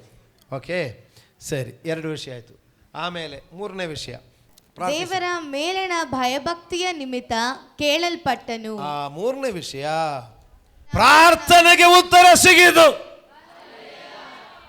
ನೋಡಿ, ಆ ಪ್ರಾರ್ಥನೆಗೆ ಬಲವಾಗಿ ಕೂಗುತ್ತಾ ಕಣ್ಣೀರಿಂದ ಪ್ರಾರ್ಥಿಸಿದರ ಜೊತೆಯಲ್ಲಿ ಇನ್ನೊಂದು ವಿಷಯ ಕೂಡ ಇತ್ತು. ದೇವರ ಮೇಲಿರುವ ಭಯಭಕ್ತಿಯ ನಿಮಿತ್ತ ಆ ಪ್ರಾರ್ಥನೆಗೆ ಉತ್ತರ ಸಿಕ್ಕಿತು.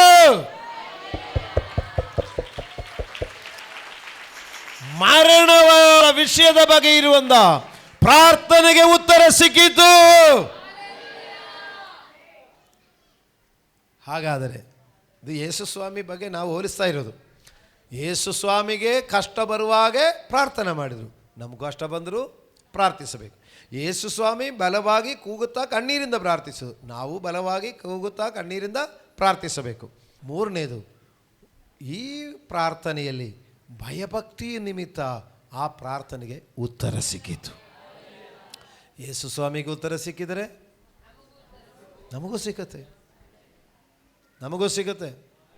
ಭಯಭಕ್ತಿಯ ನಿಮಿತ್ತ ನಿಮ್ಮ ಪ್ರಾರ್ಥನೆಗೆ, ನನ್ನ ಪ್ರಾರ್ಥನೆಗೆ ಉತ್ತರ ಸಿಕ್ಕುತ್ತದೆ.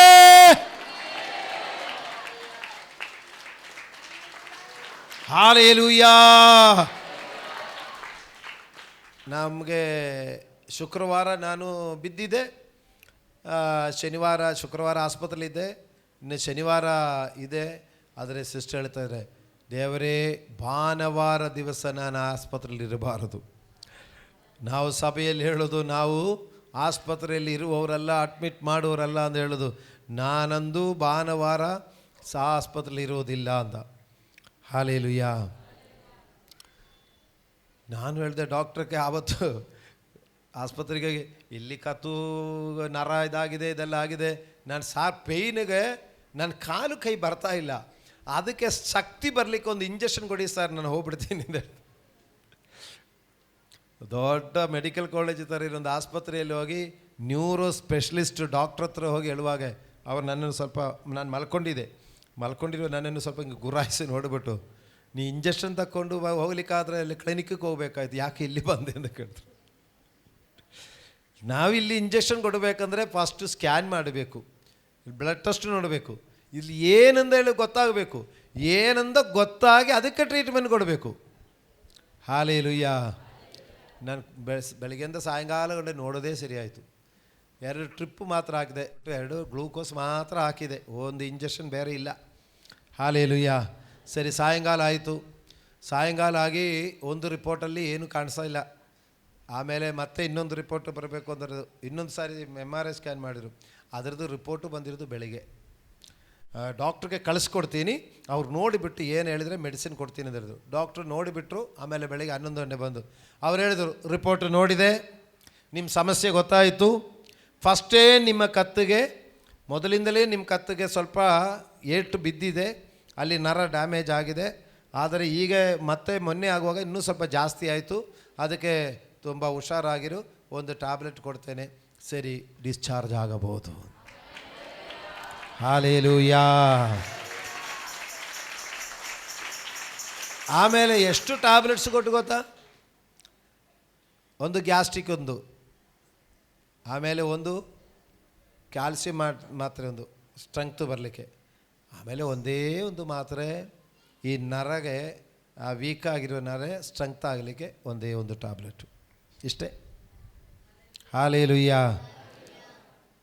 ಶರೀರ ಪೂರ್ತಿ ಕಾಲು ಕೈ ಬರದೆ ಪಾರ್ಲೈಸ್ ಆಗಿ ಹೋಗಬೇಕಾದಂಥ ಪೆಟ್ಟು ನನಗೆ ಬಿದ್ದಿದೆ. ನನಗೆ ಅಲ್ಲಿ ಹೆಚ್ಚಿನದು ಅಡ್ಮಿಷನೂ ಇಲ್ಲ, ಹೆಚ್ಚಿನ ಮಾತ್ರೇನೂ ಇಲ್ಲ, ಇಂಜೆಕ್ಷನೂ ಇಲ್ಲ. ನೋಡಿ, ನಾನು ಹೇಳೋದೇನೆಂದರೆ, ನಮ್ಮ ಪರಿಸ್ಥಿತಿ ಮರಣ ಥರ ಇರುವಂಥ ಪರಿಸ್ಥಿತಿ ಆದರೂ ಕೂಡ, ಚಿಕ್ಕ ತಲೆನೋವು ಮೊದಲುಗೊಂಡು ಮರಣ ಥರಗಿರುವಂಥ ಎಂಥ ಪರಿಸ್ಥಿತಿ ಮುಂದೆ ನೀವು ಬಲವಾಗಿ ಕೂಗುತ್ತಾ ಕಣ್ಣೀರಿಂದ ಪ್ರಾರ್ಥಿಸುವಾಗ ನಿಮ್ಮ ಭಯಭಕ್ತಿಯ ನಿಮಿತ್ತ ಉತ್ತರ ಸಿಕ್ಕುತ್ತೆ ಎಂಬುದಕ್ಕೆ ನಾನು ನಿಮ್ಮ ಮುಂದೆ ಸಾಕ್ಷಿಯಾಗಿ ನಿಂತಿದ್ದೇನೆ. ಹಾಲೇಲೂಯಾ. ಅದು ಕಾಯಿಲಿನ ವಿಷಯದಲ್ಲಿ ಮಾತ್ರವಲ್ಲ, ಅದು ಕುಟುಂಬದ ವಿಷಯದಲ್ಲಿ, ಅದು ಗಂಡನ ವಿಷಯದಲ್ಲಿ, ಅದು ಹೆಂಡತಿ ವಿಷಯದಲ್ಲಿ, ಅದು ಮಕ್ಕಳ ವಿಷಯದಲ್ಲಿ, ಅದು ವಿದ್ಯಾಭ್ಯಾಸದ ವಿಷಯದಲ್ಲಿ, ಅದು ಮನೆಯ ವಿಷಯದಲ್ಲಿ, ಅದು ಆಸ್ತಿ ವಿಷಯದಲ್ಲಿ, ಅದು ಕೆಲಸದ ವಿಷಯದಲ್ಲಿ, ಅದೆಲ್ಲ ಬಿಸ್ನೆಸ್ನ ವಿಷಯದಲ್ಲಿ ನಿಮ್ಮ ಪ್ರಾರ್ಥನೆಗೆ ಉತ್ತರವಿದೆ. ಹೌದು, ಎಲಿಸಬೆತನ ವಿಷಯ ನಾವು ಆವಾಗ ಹೇಳುದು, ಮಗಳ ವಿಷಯದಲ್ಲಿ, ಮಕ್ಕಳ ವಿಷಯದಲ್ಲಿ ಭಯಭಕ್ತಿಯ ನಿಮಿತ್ತ ಪ್ರಾರ್ಥನೆಗೆ ಉತ್ತರ ಉಂಟು. ಹಾಲೇಲೂಯಾ. ಒಂದು 3 ವಿಷಯ ಆಯಿತು. 1, ಎಂಥ ಸಮಸ್ಯೆಗೂ ಪ್ರಾರ್ಥನೆ ಮಾಡಿ. 2, ಬಲವಾಗಿ ಕೂಗುತ್ತಾ ಕಣ್ಣೀರಿಂದ ಪ್ರಾರ್ಥಿಸಿ. ಆ ಪ್ರಾರ್ಥನೆ ಭಯಭಕ್ತಿಯುಳ್ಳ ಪ್ರಾರ್ಥನೆ ಆದರೆ ನಿಮಗೆ ಉತ್ತರ ಸಿಕ್ಕುತ್ತದೆ. ಓಕೆ, ಎಷ್ಟಾಯಿತು? 3.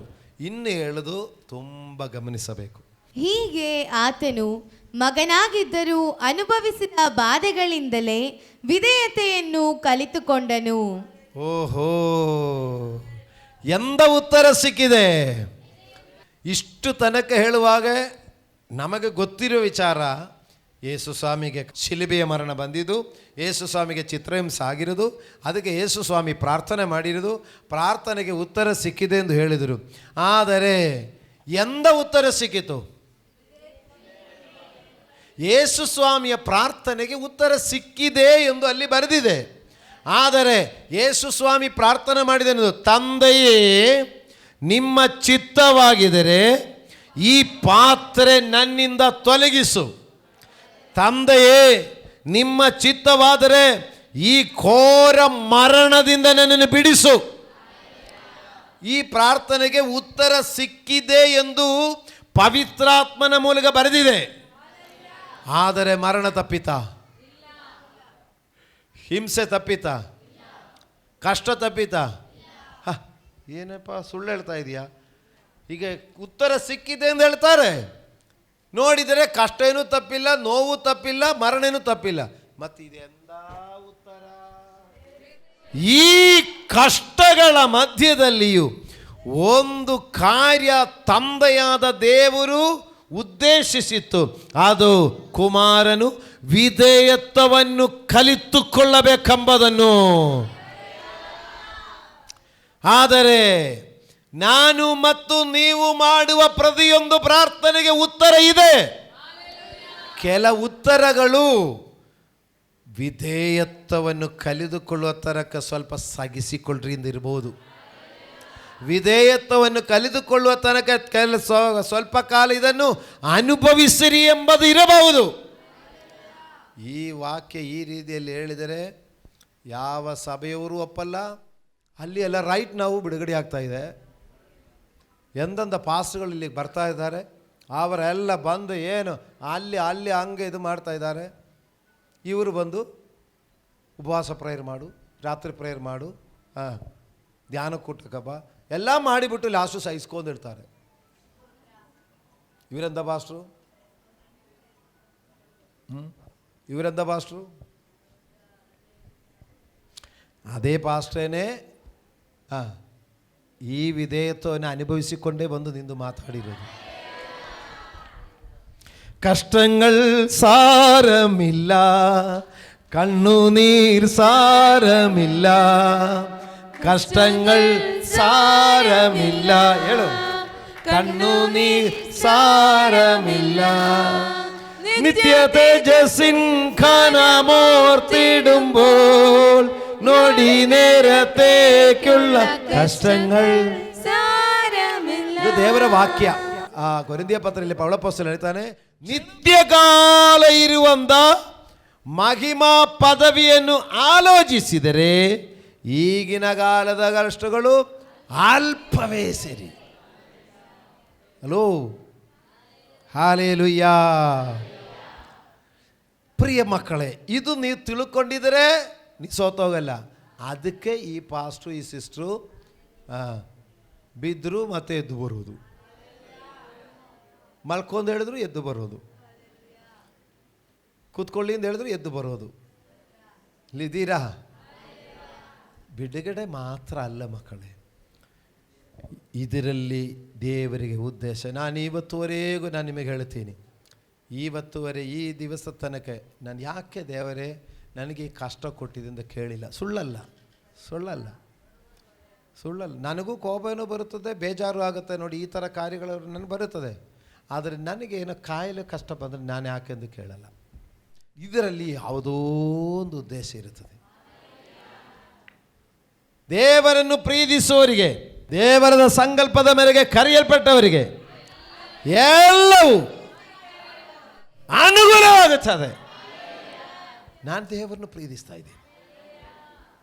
ದೇವರದ ಸಂಕಲ್ಪದ ಮೇರೆಗೆ ದೇವರು ನನ್ನನ್ನು ಕರೆದಿದ್ದಾರೆ. ಅದರಿಂದ ನನಗೆ ಬರೋದೆಲ್ಲ ಒಳ್ಳೆಯದಕ್ಕೆ ಆಗೋದು. ಹಾಲೆಲೂಯಾ. ಹಾಗಾದರೆ ಹೇಳಿ ಮಕ್ಕಳೇ, ಈಗ ನಿಮ್ಮ ಜೀವನದಲ್ಲಿ ನಿಮಗೆ ಆಗುವಂಥ ದೊಡ್ಡದು ಚಿಕ್ಕದು ಆದ ವಿಷಯಗಳಿಗೆ ನೀವು ಬಲವಾಗಿ ಕೂಗುತ್ತಾ ಕಣ್ಣೀರಿಟ್ಟು ಪ್ರಾರ್ಥಿಸುವಾಗಲೂ ನಿಮಗೆ ಸಿಕ್ಕುವ ಉತ್ತರ ಇದು, ನೀ ಸ್ವಲ್ಪ ಸಹಿಸಿಕೋ ಎಂಬುದಾಗಿದ್ದರೂ ನೀವು ಅದನ್ನು ಸ್ವೀಕರಿಸಬೇಕು. ಹಲೋ ಲಾಬಾಲರ ಶಂದಲ ರಗಬಾ ದಿರಾಗಬತ್ತಾರ ಶಾಬಾಬಾ ಬಾಬಾ ಲಿಖರ ಶಾಥಲ ರಖಮಿಯಾಥಾರ ಬಾಬಾ. ದೇವರಿಗೆ ನಮ್ಮ ಬಗ್ಗೆ ಒಂದು ಉದ್ದೇಶ ಇರುತ್ತದೆ, ವಿಧೇಯತೆ ಕಲಿಯೋ ತನಕ. ಈಗ ನಾನು ಹೇಳ್ತೀನಿ, ಈ ಮಕ್ಕಳಿಗೆ ಹೋಮ್ವರ್ಕ್ ಮಾಡುವ ಮಕ್ಕಳಿಗೆ ಅವರು ನಾನು ನಿದ್ರೆ ಬರ್ತಾಯಿದ್ದೆ ಹೋಗಿ ಮಲ್ಕೊಳ್ತೀನಿ, ಇವಾಗ ನೀವೊಂದು ಮಾತು ಕೇಳ್ತೀರಾ. ಮಕ್ಕಳ ವಿದ್ಯಾಭ್ಯಾಸ ಬಗ್ಗೆ ಗಮನ ಕೊಡೋರೆಲ್ಲ ಒಂದು ಮಾತು ಕೇಳ್ತಾರೆ. ಏನಂದ? ಹೋಮ್ವರ್ಕ್ ಎಲ್ಲ ಆಯಿತಾ ಕೇಳ್ತೀರಾ? ಮಕ್ಕಳು ಈಗ ಬೇಗ ಹೋಗಿ ಮಲ್ಕೊಳ್ತೀನಿ ಅಂತ ಹೇಳಿದ್ರೆ ನಿಮ್ಮ ಹೋಮ್ವರ್ಕ್ ಎಲ್ಲ ಆಯಿತಾ ಅಂತ ಕೇಳ್ತಾರೆ, ಹೌದಲ್ವಾ? ಇಲ್ಲ ಇನ್ನೂ ಸ್ವಲ್ಪ ಇದೆ ಅಂದರೆ ಆವಾಗ ಅಲ್ಲಲ್ಲ ಬಾಬಾ ಅಷ್ಟು ಹೋಮ್ವರ್ಕ್ ಮಾಡಿಕೊಂಡು ಎಲ್ಲ ಬೆಳಿಗ್ಗೆ ಎಷ್ಟು ಟೈಮ್ ಇರಲ್ಲ, ಬೆಳಿಗ್ಗೆ ಎದ್ದು ರೆಡಿಯಾಗಿ ಹೋಗಬೇಕು. ಇಲ್ಲ ಹೋಮ್ವರ್ಕ್ ಮುಗಿಸ್ಕೊಂಡು ಅಯ್ಯೋ ತಿದ್ರೆ ಬರ್ತಾ ಇದ್ದಮ್ಮ, ಕಣ್ಣು ಎಳ್ಕೊಂಡು ಹೋಗ್ತಾ ಇದೆ ಅಮ್ಮ, ಮಲ್ಕೊಳ್ತೀನಮ್ಮ ಅಂದ್ರೆ ಇಲ್ಲ ಬಾಬಾ ಅಮ್ಮ ಕಲ್ಕೊಂಡು ಹೋಗಿ ಮೊಗಲ್ಲ ನೀರು ಹಾಕಿ ತೊಳೆದು ಬಿಟ್ಟು ಬಿಸ್ಕೆಟ್ ಬೇಕಾ ಚಾಕ್ಲೇಟ್ ಬೇಕಾ ಏನಾದರೂ ಮಾಡಿ ಹಿಂಗೆ ಮಾಡ್ತೀರಾ? ಚಿಕ್ಕ ಮಕ್ಕಳಿಗೆ ಹಂಗೆ. ಆವಾಗ ಈ ಮಕ್ಕಳಿಗೆ ಏನನ್ನಿಸುತ್ತದೆ? ನಮ್ಮ ಮೇಲೆ ಪ್ರೀತಿನೇ ಇಲ್ಲ, ನಮ್ಮ ಮೇಲೆ ಕರುಣೆನೇ ಇಲ್ಲ. ನೀ ಹೆತ್ತ ತಾಯಿನ ನೀನು ನೀನೇ ತಂದೇನ, ಚೂರು ನಮ್ಮ ಮೇಲೆ ಪ್ರೀತಿನೇ ಇಲ್ಲ. ಆದರೆ ಏನಕ್ಕಾಗಿ? ಉದ್ದೇಶ ಇದೆ. ಈಗಿನ ಕಷ್ಟ ಬಗ್ಗೆ ಅಲ್ಲ, ಈಗಿನ ನಿದ್ದೆ ಬರೋದು ಬಗ್ಗೆ, ಈಗ ನಿಮಗೆ ಸುಸ್ತಾಗೋದು ಬಗ್ಗೆ ಅಲ್ಲ ಚಿಂತೆ. ನೀನು ಎಜುಕೇಷನ್ ಮುಂದೆ ಆಗಬೇಕೆಂಬ ಆ ಉದ್ದೇಶಕ್ಕೋಸ್ಕರ ಬಿಡಲ್ಲ, ಮಾಡಲೇಬೇಕು ಅಂತ ಹೇಳ್ತೀರಾ. ಹಾಲೆಲೂಯ. ಈ ದೇವರು ಅದೇ ಥರ ನೋಡಿ, ನೀವು ಇದು ಅರ್ಥ ಮಾಡಿಕೊಳ್ಳಿ. ನಿಮಗೆ ಬಲವಾಗಿ ಕೂಗಿ ಕಣ್ಣೀರಿಂದ ಪ್ರಾರ್ಥನೆ ಮಾಡಿದರು, ನಿಮಗೆ ಅದರಲ್ಲಿ ಪರಿಹಾರ, ಅದು ಒಳ್ಳೆಯದಾಗುವ ಪರಿಹಾರವಿಲ್ಲದೆ ಅದರಲ್ಲಿ ಕಷ್ಟವಾದ ಪರಿಸ್ಥಿತಿನೇ ಮುಂದೆ ಹೋಗ್ತಾ ಇದ್ದರೆ ಅರ್ಥ ಮಾಡಬೇಕು, ಎಲ್ಲೋ ದೇವರು ನನ್ನನ್ನು ವಿಧೇಯತ್ವವನ್ನು ಕಲಿಸುತ್ತಾ ಇದೆ. ಮಗಿಮೆ ದೇವರೇ, ಮಗಿಮೆ ಮಗಿಮೆ ಮಗಿಮೆ. ನಾನೀಗ ಅರ್ಥ ಮಾಡ್ತಾ ಇದ್ದೀನಿ, 58ನೇ ವರ್ಷದಲ್ಲಿಯೂ ದೇವರೇನೋ ನನಗೆ ಕಲಿಸ್ತಾ ಇದ್ದಾರೆ. ಮಗನೇ, ಸಭೆ ದೊಡ್ಡದಾಗ್ತಾ ಇದೆ, ಸೌಂಡ್ ಪ್ರೂಫ್ ಮಾಡಿ ಸೆಟಪ್ ಎಲ್ಲ ಚೆನ್ನಾಗಾಗ್ತದೆ, ಪುಲ್ಪಿಟ್ ಎಲ್ಲ ಚೇಂಜ್ ಆಗುತ್ತೆ. ಆವಾಗ ನಾನು ಇನ್ನೂ ಏನೋ ದೇವ್ರ ಉದ್ದೇಶ ರೇಂಜಕ್ಕೆ ಬರಲಿಕ್ಕೆ ದೇವರು ನನಗೆ ಕಲಿಸ್ತಾ ಇದ್ದಾರೆ. ಅದಕ್ಕೆ ನಾನು ಯಾಕೆ ದೇವರಿಂದ ಕೇಳಿಲ್ಲ. ನಾನು ಆವಾಗ ಅರ್ಥ ಮಾಡಿದೆ, ಏನೋ ಒಂದು ಒಳ್ಳೇದಿಟ್ಟಿದೆ. ಹೋದ ಭಾನುವಾರ ಹೇಳಿದ ನೆನಪಿದೆಯಾ? ನನ್ನನ್ನು ಬಲಪಡಿಸುವ ಕ್ರಿಸ್ತ ಯೇಸುವಿನಲ್ಲಿ ಇದ್ದುಕೊಂಡು ನಾನು ಎಲ್ಲದಕ್ಕೂ ಸಾಕ್ಷನಾಗಿದ್ದೇನೆ. ನಾವು ದಿಕ್ಕು ಕಾಣುವರಾದರೂ ದೇಶ ಕೆಟ್ಟವರಲ್ಲ, ಬಿದ್ದು ಹೋಗುವರಾದರೂ ನಾಶವಾಗ್ತಾ ಇಲ್ಲ, ಕೆಡವಲ್ಪಟ್ಟಿದರೂ ಪ್ರಾಣ ನಷ್ಟ ಆಗ್ತಾ ಇಲ್ಲ. Hallelujah, hallelujah, hallelujah. ಪರಿಸ್ಥಿತಿ ಇದು ನೋಡಿ, ಈಗ ಇದು ನಮ್ಮಲ್ಲಿ ವಿಶ್ವಾಸದಲ್ಲಿ ಇರುವವರಿಗೆ ಇದು ಹೇಳಲಿಕ್ಕಾಗತ್ತೆ. ಬಿದ್ದೋಗ್ಬೋದು, ಆದರೆ ನಾಶ ಆಗಲಿಕ್ಕೆ ದೇವರು ಬಿಡಲ್ಲ.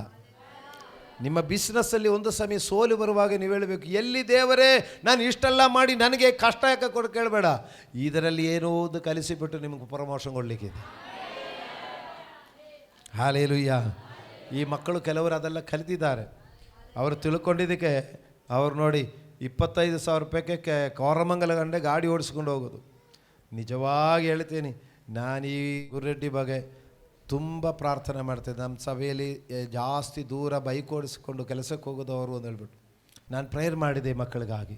ಆವಾಗ ನೋಡಿ, ದೇವರೇ ಮಗ ಬೆಳಿಗ್ಗೆಯಿಂದ ಕೆಲಸಕ್ಕೆ ಹೋಗುವಾಗೆ ಟೈಮ್ ಆಗೋಯ್ತು ಅಂತ ಹೇಳ್ಕೊಂಡು ಓವರ್ ಸ್ಪೀಡ್ ಮಾಡಿಕೊಂಡು ಕೋರಮಂಗಲ ಕಂಪನಿ ಸೇರೋದೇ ಮನಸ್ಸಿನಲ್ಲಿ ಮಧ್ಯದಲ್ಲಿ ತಪ್ಪಿಸಿಕೊಂಡು ಅಲ್ಲಿ ಇಲ್ಲಿ ಹೋಗಿದೆ. ಅವರೇ ಮನೆಗೆ ಏನು ಕಷ್ಟ ಆಗಬಾರ್ದಪ್ಪ ಅಂತ ನಾನು ಪ್ರೇಯರ್ ಮಾಡ್ತಾಯಿದ್ದೆ. ನಿಜವಾಗಿಯೂ ಹಾಲೆಲೂಯ. ಹಾಗೇ ಪ್ರಾರ್ಥನೆ ಮಾಡಿಕೊಂಡಿದ್ದೆ. ದೇವರು ಒಂದು ಕಷ್ಟ ಕೊಟ್ಟುಬಿಟ್ಟು ಭಾನುವಾರ ಕೆಲಸ ಮಾಡಲೇಬೇಕು ಅಂತ ಹೇಳಿದರು. ಭಾನುವಾರ ಕೆಲಸ ಮಾಡಲೇಬೇಕು ಅಂತ ಹೇಳಿಲ್ಲ ಅಂದಿದ್ದರೆ ಇನ್ನೂ ಅಲ್ಲಿರ್ತಾಯಿದ್ರು. ಹಾಲೆಲೂಯ. ಕೆಲಸ ನಾನು ಮಾಡಲ್ಲ ಅಂತ ಹೇಳಿಬಿಟ್ರು. ನೋಡಿ, ಕಷ್ಟ ಬರುವಾಗ ನೀವು ವಿಧೇಯತ ಕಲೀರಿ. ನಾನು ಮಾಡಲ್ಲ ಅಂತ ಹೇಳಿದರು. ಮಾಡಲ್ಲ ಅಂದರೆ ಕೆಲಸಕ್ಕೆ ಬರಬೇಡಪ್ಪ ಅಂತ ಹೇಳಿದರು. ಅವರು ಅಲ್ಲಿಂದ ಬಿಟ್ಟು ಬಂದರು. ಬಿಟ್ಟು ಒಂದು 30,000 ರೂಪಾಯಿಗೆ ಎಲೆಕ್ಟ್ರಾನಿಕ್ ಸಿಟಿಯಲ್ಲಿ ಅಲ್ಲಿ ಕೇಳುವಾಗ ಇಲ್ಲಪ್ಪ ಭಾನುವಾರ ಏನು ಕೆಲಸ ಇಲ್ಲ ಅಂತ ಸೇರಿದರು. ಸೇರಿದ ಮೇಲೆ ಲಾಸ್ಟ್ ನೋಡಿದ್ರೆ ಇಲ್ಲಪ್ಪ ಹಂಗೆ ಎಲ್ಲ ಹೇಳಲಿಕ್ಕಾಗಲ್ಲ, ಒಂದು ದಿವಸ ಎಲ್ಲ ಮಾಡಲೇಬೇಕಾಗುತ್ತೆ ಅಂದೆ. ಆಮೇಲೆ ಒಂದು ದಿವಸ ಎಂಬುದು ತಿರುಗಿ ನೋಡಿದ್ರೆ ಎಲ್ಲ ವಾರ ಬರಬೇಕು ಅಂದು. ಆವಾಗ ಮೀಟಿಂಗ್ ಮಾಡಿಬಿಟ್ಟು ಮೀಟಿಂಗಲ್ಲಿ ಕರೆದುಬಿಟ್ಟು ಹೇಳಿದೆ, ನೋಡಿ ಭಾನುವಾರನೇ ಕೆಲಸ ಇರ್ತಾ ಬರಲೇಬೇಕು, ಇಲ್ಲಾಂದರೆ ರಿಸೈನ್ ಕೊಡಿ ಇಂದ. ಅವರು ಹಂಗೇ ಹೋಗಿ ಪೇಪರ್ ತಗೊಂಡೋಗಿ ರಿಸೈನ್ ಬರೆದು ಕೊಟ್ಟುಬಿಟ್ಟು, ಏನಪ್ಪ ರಿಸೈನ್ ಕೊಡೋದು ಹೇಳೋಷ್ಟಿಗೆ ನೀವು ಕೊಟ್ಟುಬಿಟ್ಟಿದೆಯಾ? ಅಲ್ಲ ಸರ್, ನೀವು ಹೇಳಿದೆಯಲ್ಲ, ಮತ್ತೆ ನೀ ತಿರುಗಿ ನಾಳೆ ನಿಮಗೂ ತೊಂದರೆ ಆಗಬೇಡ ಅಂದ. ಹಾಲೆಲೂಯ. ಮಾರನೇ ದಿವಸ ಫೋನ್ ಮಾಡಿ ಕರೆದೆ, ಬಾಪ ನೀನು ಹಂಗೆ ಮಾಡಿದೆ. ಇಲ್ಲ ಸರ್, ಭಾನುವಾರ ರಜೆ ಕೊಟ್ಟರೆ ಬರ್ತೀನಿ, ಎಲ್ಲ ವಾರಂದು ಗ್ಯಾರಂಟಿ ಕೊಡಲಿಕ್ಕಾಗಲ್ಲ, ಅರ್ಜೆಂಟ್ ಇರುವಾಗ ಬರಲೇಬೇಕು. ಪರವಾಗಿಲ್ಲ ಸರ್, ನಿಮಗೂ ನನಗೂ ಟೆನ್ಷನ್ ಬೇಡ, ಬಂದು ಬಿಟ್ಟಿದೆ. ಇಲ್ಲಿ ಮನೆ ಕಟ್ಟಿ ಲೋನ್ ತಗೊಂಡು 25,000 ಮನೆಗೆ ಲೋನ್ ಕಟ್ಟಬೇಕು. ನನಗೇ ಗಡಬಡ ಅಂತ ಹೊಡೀತಾ ಇದೆ. ಆದರೆ ಈ ಮಗನ 25,000ಕ್ಕೆ ಲೋನ್ ಕಟ್ಟಬೇಕು, ಮತ್ತು ಮನೆ ಸಂಸಾರಕ್ಕೆ ಬೇಕು, ಚೀಟಿ ಕಟ್ಟಬೇಕು, ಮತ್ತು ಗಾಡಿಗೆ ಪೆಟ್ರೋಲ್ ಹಾಕಬೇಕು, ರೇಷನ್ ತರಬೇಕು ಅಂತ ಗೊತ್ತಿದ್ದುಕೊಂಡು ದೇವರು ಅಲ್ಲಿಂದಲೇ ಹೊರಗಡೆ ಹಾಕಿಬಿಟ್ರು. 30,000 ಪೇಮೆಂಟ್ ಇರೋದು ಎಲೆಕ್ಟ್ರಾನಿಕ್ ಸಿಟಿಲಿಂದ ತೆಗೆದಾಕ್ಬಿಟ್ರು. ಬಂದು ನಿಂತ್ಕೊಂಬಿಟ್ರು. ಮತ್ತೆ ಹುಡುಕಿದೆ, 40,000 ರೂಪಾಯಿದು ಪೇಮೆಂಟ್ ಸಿಕ್ಕಿತು. ಹಾಲೆಲೂಯಾ. ಈಗ ಪ್ರಾರ್ಥನೆಗೆ ಸಿಕ್ಕಿದ ಉತ್ತರ ಏನು? 2 ಕಂಪನಿಯಿಂದ ತೆಗೆದಾಕಿದೆ ಉತ್ತರ. ಆದರೆ ಈ ಉತ್ತರದ ಹಿಂದೆ ಒಂದು ಉದ್ದೇಶ ಇತ್ತು. ಈ ಮಗನಿಗೆ 25,000 ಪೇಮೆಂಟಿಂದ 40 ಮಾಡಬೇಕೆಂಬುದು. ನಾನು ನಿಮಗೆ ಹೇಳೋದೇನೆಂದರೆ, ನಿಮಗೆ ಪರಿಹಾರ ಬೇಕಾ? ಕೆಲವು ಉತ್ತರಗಳು ನೀ ಕೇಳೋದಾಗಿರಲ್ಲ. ಕೆಲವು ಉತ್ತರಗಳು ಇದು ವಿಧೇಯತ ಕಲೀರಿಂದಿರ್ಬೋದು. ಪೌಲಪೌಲರು ಹೇಳ್ತಾರಲ್ಲ, ನಿನ್ನ ಕೃಪೆಯೇ ನನಗೆ ಸಾಕು, ನನ್ನ ಶಕ್ತಿ ನಿನ್ನ ಬಲಹೀನತೆಯಲ್ಲಿ ಪೂರ್ಣಗೊಳಿಸುತ್ತದೆ. ಹಾಲೆಲೂಯಾ. ಕಣ್ಣೀರಿನ ಪ್ರಾರ್ಥನೆ, ಕೂಗುವ ಪ್ರಾರ್ಥನೆ ಮತ್ತು ಬಲವಾದ ಪ್ರಾರ್ಥನೆಗೆ ಕೆಲವು ವಿಷಯಗಳಿಗೆ ಡೈರೆಕ್ಟ್ ಪಾಸಿಟಿವ್ ಆದ ಉತ್ತರ ಸಿಕ್ಕಬಹುದು. ಆದರೆ ಕೆಲ ಪ್ರಾರ್ಥನೆಗೆ ಉತ್ತರ ಇರಲ್ಲ. ಅದು ವಿಧೇಯತ್ವವನ್ನು ಕಲೀರಿ, ಈ ಕಷ್ಟ ಅನುಭವಿಸಿರಿ, ಸಾಹಚರ್ಯವಲ್ಲೇ ನೀ ಹೋಗ್ತಾ ಇರು ಎಂದು ಇರಬಹುದು. ಆದರೆ ಅದರದ ಪರಿಣಾಮ ಒಂದು ಇರುತ್ತದೆ, ಅದು ಒಳ್ಳೆಯದಕ್ಕಾಗಿರುತ್ತದೆ. ಆಮೇನ್. ಸರಿ, ಲಾಸ್ಟ್, ಏನಕ್ಕಾಗಿ ಈ ವಿಧೇಯತ ಕಲಿತಿದೆ? ಇದಲ್ಲದೆ ಆತನು ಸಿದ್ಧಿಗೆ ಬಂದು ದೇವರಿಂದ ಮೆಲ್ಕಿಜೆದೇಕನ ತರಹದ ಮಹಾಯಾಜಕನೆನಿಸಿಕೊಂಡವನಾಗಿ ತನಗೆ ವಿಧೇಯರಾಗಿರುವವರೆಲ್ಲರಿಗೂ ನಿರಂತರವಾದ ರಕ್ಷಣೆಗೆ ಕಾರಣನಾದನು.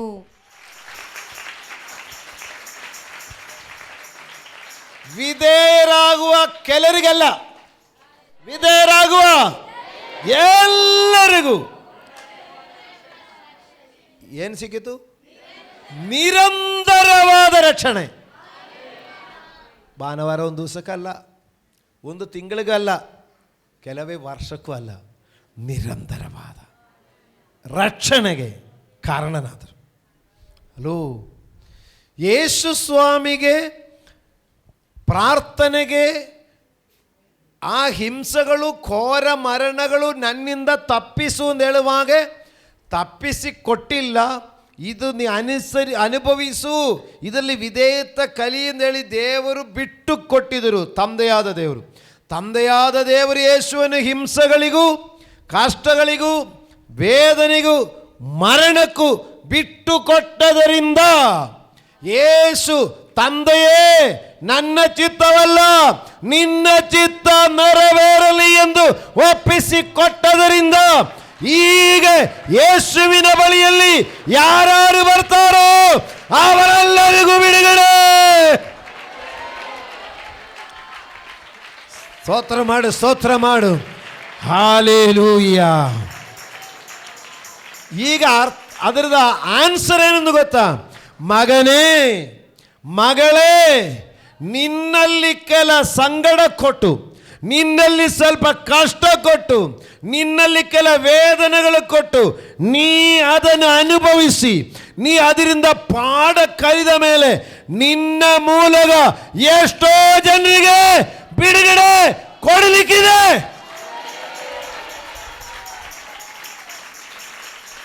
ಅರ್ಥ ಮಾಡಿ ಚಪ್ಪಾಳಿ ಹೊಡಿ. ನೀವು ಅದು ಅರ್ಥ ಮಾಡು. ನಿಮಗೆ ಬಿಡುಗಡೆ ಆಗದ ಇರುವ ವಿಷಯಗಳಲ್ಲಿ ನೀವು ಒಂದು ಅರ್ಥ ಮಾಡಿಕೊಳ್ಳಿರಿ, ನಿಮ್ಮ ಮೂಲಕ ಅನೇಕರಿಗೆ ಬಿಡುಗಡೆ ಆಗುತ್ತದೆ.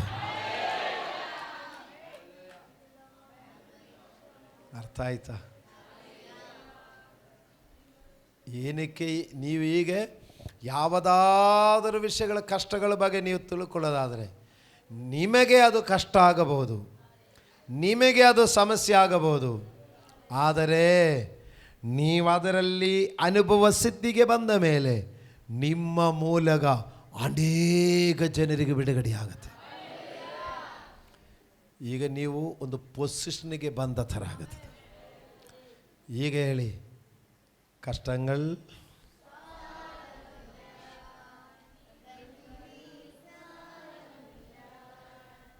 ಈ ಕಷ್ಟಗಳು ಅನುಭವಿಸುವ, ಅದನ್ನು ಸಹಿಸಿಕೊಂಡವರನ್ನು ಇಟ್ಟುಕೊಂಡು ದೇವರಿಗೆ ಅನೇಕರಿಗೆ ಉಪಯೋಗ ಮಾಡಲಿಕ್ಕಿದೆ. ಈಗ ಹೇಳಿ, ಹಂಗಾದರೆ ಕಷ್ಟ ಬಂದರೂ ಪರವಾಗಿಲ್ಲ ಅಂತ ಹೇಳಲಿಕ್ಕಾಗತ್ತಾ? ದೇವರನ್ನು ಪ್ರೀತಿಸುವವರಿಗೆ ದೇವರ ಚಿತ್ತಾನುಸಾರ ಕರೆಯಲ್ಪಟ್ಟವರಿಗೆ ಬರುವುದು ಕೆಟ್ಟದಕ್ಕಲ್ಲ, ನಾಶಕ್ಕಲ್ಲ, ಅವರ ಮೂಲಕ ಅನೇಕರಿಗೆ ಬಿಡುಗಡೆ ಕೊಡಲಿಕ್ಕೆ. ಅರ್ಥ ಮಾಡಿ. ಈಗ ನೀವು ನೋಡಿ, ನಿಮ್ಮ ಕುಟುಂಬದಲ್ಲಿ ಬರುವ ಸಮಸ್ಯೆ. ಈಗ ನಾನು ಹೇಳ್ತೀನಿ, ಗಂಡ ಹೆಂಡತಿ ತಗೊಳ್ಳಿ. ಇನ್ನು ಗಂಡ ಹೆಂಡತಿ, ಅಯ್ಯಯ್ಯೋ ಈ ಅಪ್ಪನ ತಲೆಯಲ್ಲಿ ಕಟ್ಟಿದೆ ನಂದು ಕಷ್ಟ ಅಂತ ಹೇಳಿದ್ರೆ, ಈ ಅಪ್ಪನಿಂದಲೇ ನಿನಗೆ ದೇವರು ಉಪಯೋಗಿಸ್ಲಿಕ್ಕೆ ಇರೋದು. ಅಷ್ಟು ನೀನು ಸರಿ ಮಾಡಲಿಕ್ಕೆ ಬರುವಷ್ಟಕ್ಕೆ ನೀವು ಹಿಂಗೆ ಹೇಳಿಬಿಟ್ರೆ ಹೆಂಗೆ? ನಿನ್ನ ಮೂಲಕ ಇನ್ನೂ ಏನೋ ದೊಡ್ಡ ಕಾರ್ಯ ಮಾಡಲಿಕ್ಕೆ ಇದೆ. ಜೋಸೆಫನು ಅವರ ಮನೆಯಲ್ಲಿ ಅಣ್ಣ ತಮ್ಮವರೆಲ್ಲ ದೊಡ್ಡವರೆಲ್ಲ ಚೆನ್ನಾಗಿದ್ದಾರೆ. ಅವರು ಕುರಿ ಮೇಯಿಸಲಿಕ್ಕೆ ಗೊತ್ತು, ವ್ಯವಸಾಯ ಮಾಡಲಿಕ್ಕೆ ಗೊತ್ತು, ಆ ಅಪ್ಪನ ಹತ್ರ ಏನಾದರೂ ವಿಷಯಗಳು ಮಾತಾಡಲಿಕ್ಕೆ ಗೊತ್ತು. ಜೋಸೆಫನಿಗೆ ಏನಾದರೂ ಗೊತ್ತಾ? ಏನು ಗೊತ್ತಿಲ್ಲ. ರೊಟ್ಟಿ ತಗೊಂಡೋಗಿ ಆ ಅಣ್ಣಂದವ್ರಿಗೆ ಕೊಟ್ಟುಬಿಟ್ಟು ಪಾಪ ಅಂದ ಅಷ್ಟೇ. ಗಮನಿಸಿ, ಎಲ್ಲರೂ ಗಮನಿಸಿ. ಜೋಸೆಫನ ಬೆಳಗ್ಗೆ ಹೇಳ್ತೀನಿ, ಜೋಸೆಫನಿಗೆ ಜವಾಬ್ದಾರಿ ಏನೂ ಇಲ್ಲ, ಸುಮ್ಮನೆ ರೊಟ್ಟಿ ತಗೊಂಡೋಗಿ ಕೊಟ್ಟುಬಿಡು ಅಂತ ಹೇಳಿದ್ರು. ಅವ್ರು ರೊಟ್ಟಿ ತಗೊಂಡೋಗಿ ಕೊಟ್ಟುಬಿಟ್ಟು, ಆದರೆ ಹಿಡ್ಕೊಂಡೋಗಿ ಆಳು ಬಾವಿಗೆ ಹಾಕಿ, ಆಳು ಬಾವಿಯಿಂದ ಪೊಟ್ಟಿಬೇರಿನ ಮನೆ ಕೆಲಸಕ್ಕೆ ಹಾಕಿ, ಅಲ್ಲಿಂದ ಜೈಲಿಗೆ ಹಾಕಿ. ಜೋಸೆಫಿನ ಅಣ್ಣಂದವರಿಗೆ ಮನೆಯಲ್ಲಿ ಏನೂ ಸಮಸ್ಯೆ ಇಲ್ಲ. ಅವರು ಕುರಿ ಮೇಯಿಸ್ತಾ ಇರ್ತಾರೆ, ಮೇಕೆಗಳು ಮೇಯಿಸ್ತಾ ಇದ್ದಾರೆ, ಒಳ್ಳೆ ಹಾಲು ಕುಡಿತಾ ಇದೆ, ಒಳ್ಳೆ ಮಾಂಸ ತಿಂತಾ ಇದೆ, ಆಮೇಲೆ ಮನೆಯಲ್ಲಿ ವ್ಯವಹಾರಗಳೆಲ್ಲ ಒಳಪಡ್ತಾ ಇದೆ. ಪಾಪ ಜೋಸೆಫು ಅಲ್ಲಿ ಬಾವಿಯಲ್ಲಿ ಎಷ್ಟೋ ಸಮಯ ಹತ್ಕೊಂಡು ಆಮೇಲೆ ಬಾವಿಯಿಂದ ಮೇಲೆ ಎತ್ತಿಬಿಟ್ರು. ಆಮೇಲೆ ಹತ್ಕೊಂಡು ಅವ್ರನ್ನು ಮಾರಿಬಿಟ್ರು. ಈ ಅಣ್ಣಂದವರೇ ಮಾರಿಬಿಟ್ರು. ಆಮೇಲೆ ಮಾರಿಬಿಟ್ಟು ಅಲ್ಲಿ ಹೋಗಿ ಪೊಟ್ಟಿಬೇರ್ನ ಮನೆಯಲ್ಲಿ ಹೆಂಗೋ ಇಲ್ಲಿ ಬಂದು ಕೆಲಸ ಮಾಡಿಕೊಂಡಿದ್ದು, ಮನೆ ಕೆಲಸ ಮಾಡಿಕೊಂಡಿದ್ದರು. ಅಲ್ಲಿನೂ ನೋಡಿ ಮಾಡಿದ ತಪ್ಪು ಅವನ ಮೇಲೆ ತಪ್ಪೊರಿಸಿಬಿಟ್ಟು ಅಲ್ಲಿಗೆ ಅಪಮಾನನೂ ಆಯಿತು. ಅಲ್ಲಿಂದ ತಗೊಂಡೋಗಿ ಜೈಲಿಗೆ ಹೋದರು. ಆದರೆ ಜೋಸೆಫನಿಗೆ ಕಷ್ಟದ ಮೇಲೆ ಕಷ್ಟ. ಅವನೆಷ್ಟೋ ಬಲವಾಗಿ ಕೂಗುತ್ತ ಕಣ್ಣೀರಿಂದ ಪ್ರಾರ್ಥನೆ ಮಾಡಿದೆ. ಆಳು ಬಾವಿಯಲ್ಲಿ ಎತ್ತುಕೊಂಡು ಬಲವಾಗಿ ಕೂಗಿ ಪ್ರಾರ್ಥನೆ ಮಾಡಿಲ್ವಾ? ಅಣ್ಣ ದಯವಿಟ್ಟು ಕ್ಷಮಿಸಣ್ಣ, ನನ್ನ ಮೇಲೆ ಎತ್ಬಿಡು, ಈ ಗುಣಿಯಿಂದ ಸ್ವಲ್ಪ ಮೇಲೆ ಎತ್ತಣ್ಣ ಅಂತ ಕೂಗಿದೆ. ಬಲವಾಗಿ ಕೂಗಿ ಕಣ್ಣಿಂದ ಪ್ರಾರ್ಥಿಸಿದೆ. ಅವರು ಎತ್ತಿ ಬಿಟ್ಟಿದ್ರು, ಎತ್ಬಿಟ್ಟು ಮಾರಾಟ ಮಾಡಿಬಿಟ್ರು. ಅಯ್ಯಯ್ಯೋ ಬಾವಿಯಲ್ಲಾದ್ರೆ ನಿಮ್ದಾದ್ರೂ ಶಬ್ದ ಆದರೂ ಕೇಳ್ಬೋದು, ಮಾರಾಡಬೇಡಣ್ಣ, ಮಾರಿಬಿಡಬೇಡಣ್ಣ ಅಂತ ಹೇಳಿದ್ರೆ, ಅವರು ಇಸ್ರಾಯೇಲಿಂದ ಐಗುಪ್ತಕ್ಕೆ ದೇಶಕ್ಕೆ ಮಾರಿ ಗುಲಾಮರಾಗಿ ಮಾಡಿಬಿಟ್ರು. ಹೋಗೋ ದಾರಿಯಲ್ಲ. ಈ ಕರುವನ್ನು ಮಾರುವಾಗ ಯೋಚನೆ ಮಾಡಿ, ಈ ಕರುವನ್ನು ಮಾರಿಬಿಟ್ಟಿದರೆ ತಾಯಿ ಮನೆಯಲ್ಲಿದೆ, ಕರು ಮಾತ್ರ ಮಾಡಿದೆ. ಆ ಕರುವನ್ನು ಎಳ್ಕೊಂಡು ಹೋಗ ಅಳೋದದು, ಮಾರಬೇಡ ಅಂದ. ಆದರೂ ಅದನ್ನು ಎಳ್ಕೊಂಡು ಹೋಗ್ಬಿಡ್ತದೆ. ಆ ತಾಯಿ ಹಸು ಸ್ವಲ್ಪ ಆ ಕಡೆ ತಿರುಗೋದು, ಸ್ವಲ್ಪ ಈ ಕಡೆ ಮಾಡೋದು. ಅಯ್ಯೋ ನನ್ನ ಕರುವನ್ನು ಎತ್ಕೊಂಡು ಹೋಗಿದೆ ಅಂತ ಹೇಳ್ಕೊಂಡು ಬಿಡ್ತಾರಾ? ಅದೇ ಥರ ಜೋಸೆಫನು ಮಾರಿಬಿಟ್ಟಿದೆ. ಲಾಸ್ಟು ಕರ್ಕೊಂಡು ಹೋಗಿಬಿಟ್ಟು ಆ ಮನೆಯಲ್ಲಾಯಿತು. ಆ ಮನೆಯಲ್ಲಿರುವಾಗ ತಪ್ಪೊರಿಸಿಬಿಟ್ಟು ಅಲ್ಲಿಂದ ಜೈಲಿಗೆ ಹಾಕಿದರು. ಆದರೆ ಜೈಲಿಂದ ಜೋಸೆಫ್ ಎಲ್ಲಿಗೆ ಹೋದರು? ಜೋಸೆಫ್ ಎಲ್ಲಿಗೆ ಹೋದರು? ಅಣ್ಣಂದವರಿಗೆ ಕಷ್ಟ ಇಲ್ಲ. ಅಣ್ಣಂದವರಿಗೆ ಮನೆಯಲ್ಲಿ ಆವಾಗ ಮಟನ್ ಸಿಗ್ತಾ ಇದೆ. ಆವಾಗ ಅವರು ಕುರಿದು ಹಾಲು ಕುಡಿತಾ ಇದೆ, ಅದರಲ್ಲಿ ಮಜ್ಜಿಗೆ ಮಾಡ್ತಾ ಇದ್ದಾರೆ, ಅದರಲ್ಲಿ ತುಪ್ಪ ಮಾಡ್ತಾ ಇದ್ದಾರೆ. ಅವರು ಫ್ರೀ ಅಲ್ಲಿ ಚೆನ್ನಾಗಿ ಎಂಜಾಯ್ ಮಾಡ್ತಾ ಇದೆ. ಮಟನ್ ಚಾಪ್ಸು, ಆಮೇಲೆ ಏನೇನೇನು ನನಗೆಲ್ಲ ಹೆಸರು ಬರಲ್ಲ. ಇಲ್ಲಿದ್ದೀರಾ? ಜೋಸೆಫನಿಗೆ ಏನೂ ಇಲ್ಲ. ಆದರೆ ಕಷ್ಟ ಸಹಿಸೋದ ಬಗ್ಗೆ, ಉತ್ತರ ಸಿಕ್ಕಿದ ಬಗ್ಗೆ, ವಿಧೇಯತಕ್ಕದ ಬಗ್ಗೆ ಹೇಳ್ತಾರೆ. ಇವನು ಇಲ್ಲಿಂದ ಮಂತ್ರಿಯಾಗಿ ಐಗುಪ್ತ ದೇಶದ ಮಂತ್ರಿಯಾಗಿ ಮಾರ್ಪಟ್ಟರು. ಐಗುಪ್ತ ದೇಶದ ಮಂತ್ರಿಯಾಗಿ ಅವನು ಮಂತ್ರಿಯ ಸಿಂಹಾಸನ ಮೇಲೆ ಕುಳಿದಿರುವಾಗ ಈ ಅಣ್ಣಂದವರು ಬರ್ತಾ ಇದ್ದಾರೆ. ಅಣ್ಣಂದವರು ಬಂದು, ಯಜಮಾನ್ರೇ ನಮಗೆ ಊರಲ್ಲಿ ತುಂಬ ಕಷ್ಟ ಬಂದಿದೆ, ನಿಮ್ಮೂರಿಂದ ಗೋಧಿ ಕೊಂಡುಕೊಳ್ಳಿಕ್ಕೆ ಬಂದಿದೆ ಎಂದು ಹೇಳಿದರು. ಆದರೆ ಆ ಸಿಂಹಾಸನದಲ್ಲಿ ಕೂತಿರೋದು ಜೋಸೆಫನು ತನ್ನ ತಮ್ಮನೆಂದು ಅವರಿಗೆ ಗೊತ್ತಾಗಿಲ್ಲ. ಇವನಿಗೆ ಗೊತ್ತಾಯಿತು. ಅವರು ಫೇಸ್ ಕಟ್ ಕಂಡುಹಿಡಿದಿದೆ. ಇವನು ರಾಜನ ಅರಮನೆಯಲ್ಲಿ ಮಂತ್ರಿಯಾಗಿರುವಾಗ ಅವನು ಅಲ್ಲಿ ಸ್ವಲ್ಪ ಎಲ್ಲ ದಿವಸ ಎಲ್ಲ ಪುಷ್ಟಿಯಾಗೆಲ್ಲ ತಿಂದು ಎಲ್ಲ ಇದಾಗಿ ಮತ್ತು ಆ ಐಗುಪ್ತ ದೇಶದ ಶೇಪಲ್ಲಿ ಅವನು ಫೇಸ್ ಕಟ್ಟೆಲ್ಲ ಹೇರ್ ಸ್ಟೈಲೆಲ್ಲ ಚೇಂಜ್ ಆಗಿ ಅವನಿರುವಾಗ ಗೊತ್ತಾಗಿಲ್ಲ. ಹೀಗೆ ಹನ್ನೊಂದವರು ಊಟಕ್ಕಾಗಿ ಕೈ ಚಾಚುವಾಗ ಜೋಸೆಫನು ಕೈ ಚಾಚಿ ಕೊಡುವನಾಗಿ ಹೊರಪಟ್ಟಿದ್ದಾರೆ. ಅವನ್ ಸುಭಿಕ್ಷತೆಯಲ್ಲಿದ್ದಾನೆ, ಅವರು ಬರಕಾಲದಲ್ಲಿದ್ದಾರೆ. ಸ್ವಲ್ಪ ಕಾಲದ ಕಷ್ಟದಲ್ಲಿ ನೀವು ಕಣ್ಣೀರಿಂದ ಕೂಗಿ ಮತ್ತು ಬಲವಾಗಿ ಪ್ರಾರ್ಥಿಸಿದರು. ಕೆಲ ವಿಷಯಗಳಿಗೆ ನಿಮಗೆ ಉತ್ತರ ಸಿಕ್ಕದಿದ್ದರೆ ನೋಡಿ, ಯೇಸು ಸ್ವಾಮಿ ಬಗ್ಗೆ ಹೇಳ್ತಾ ಇದ್ದಾರೆ, ಅವನು ತನ್ನ ಬಳಿಯಲ್ಲಿ ಬರುವವರೇ ಎಲ್ಲರ ರಕ್ಷಣೆಗೆ ಕಾರಣ ಆಗಿದ ಹಾಗೆ ಜೋಸೆಫನ ಉದಾಹರಣೆಯಲ್ಲಿ ಅವನ್ ಕಷ್ಟ ಅನುಭವಿಸಿ, ಅವನ್ ನಿಂದೆ ಅನುಭವಿಸಿ, ಅವನ್ ತಿರಸ್ಕಾರ ಅನುಭವಿಸಿ, ಜೈಲಲ್ಲಿ ಹಿಂಸೆ ಅನುಭವಿಸಿ ತನ್ನ ಬಳಿಗೆ ಬರುವವರಿಗೆ ಸಹಾಯ ಮಾಡಲಿಕ್ಕೆ ಶಕ್ತನಾಗಿದ್ದಾನೆ.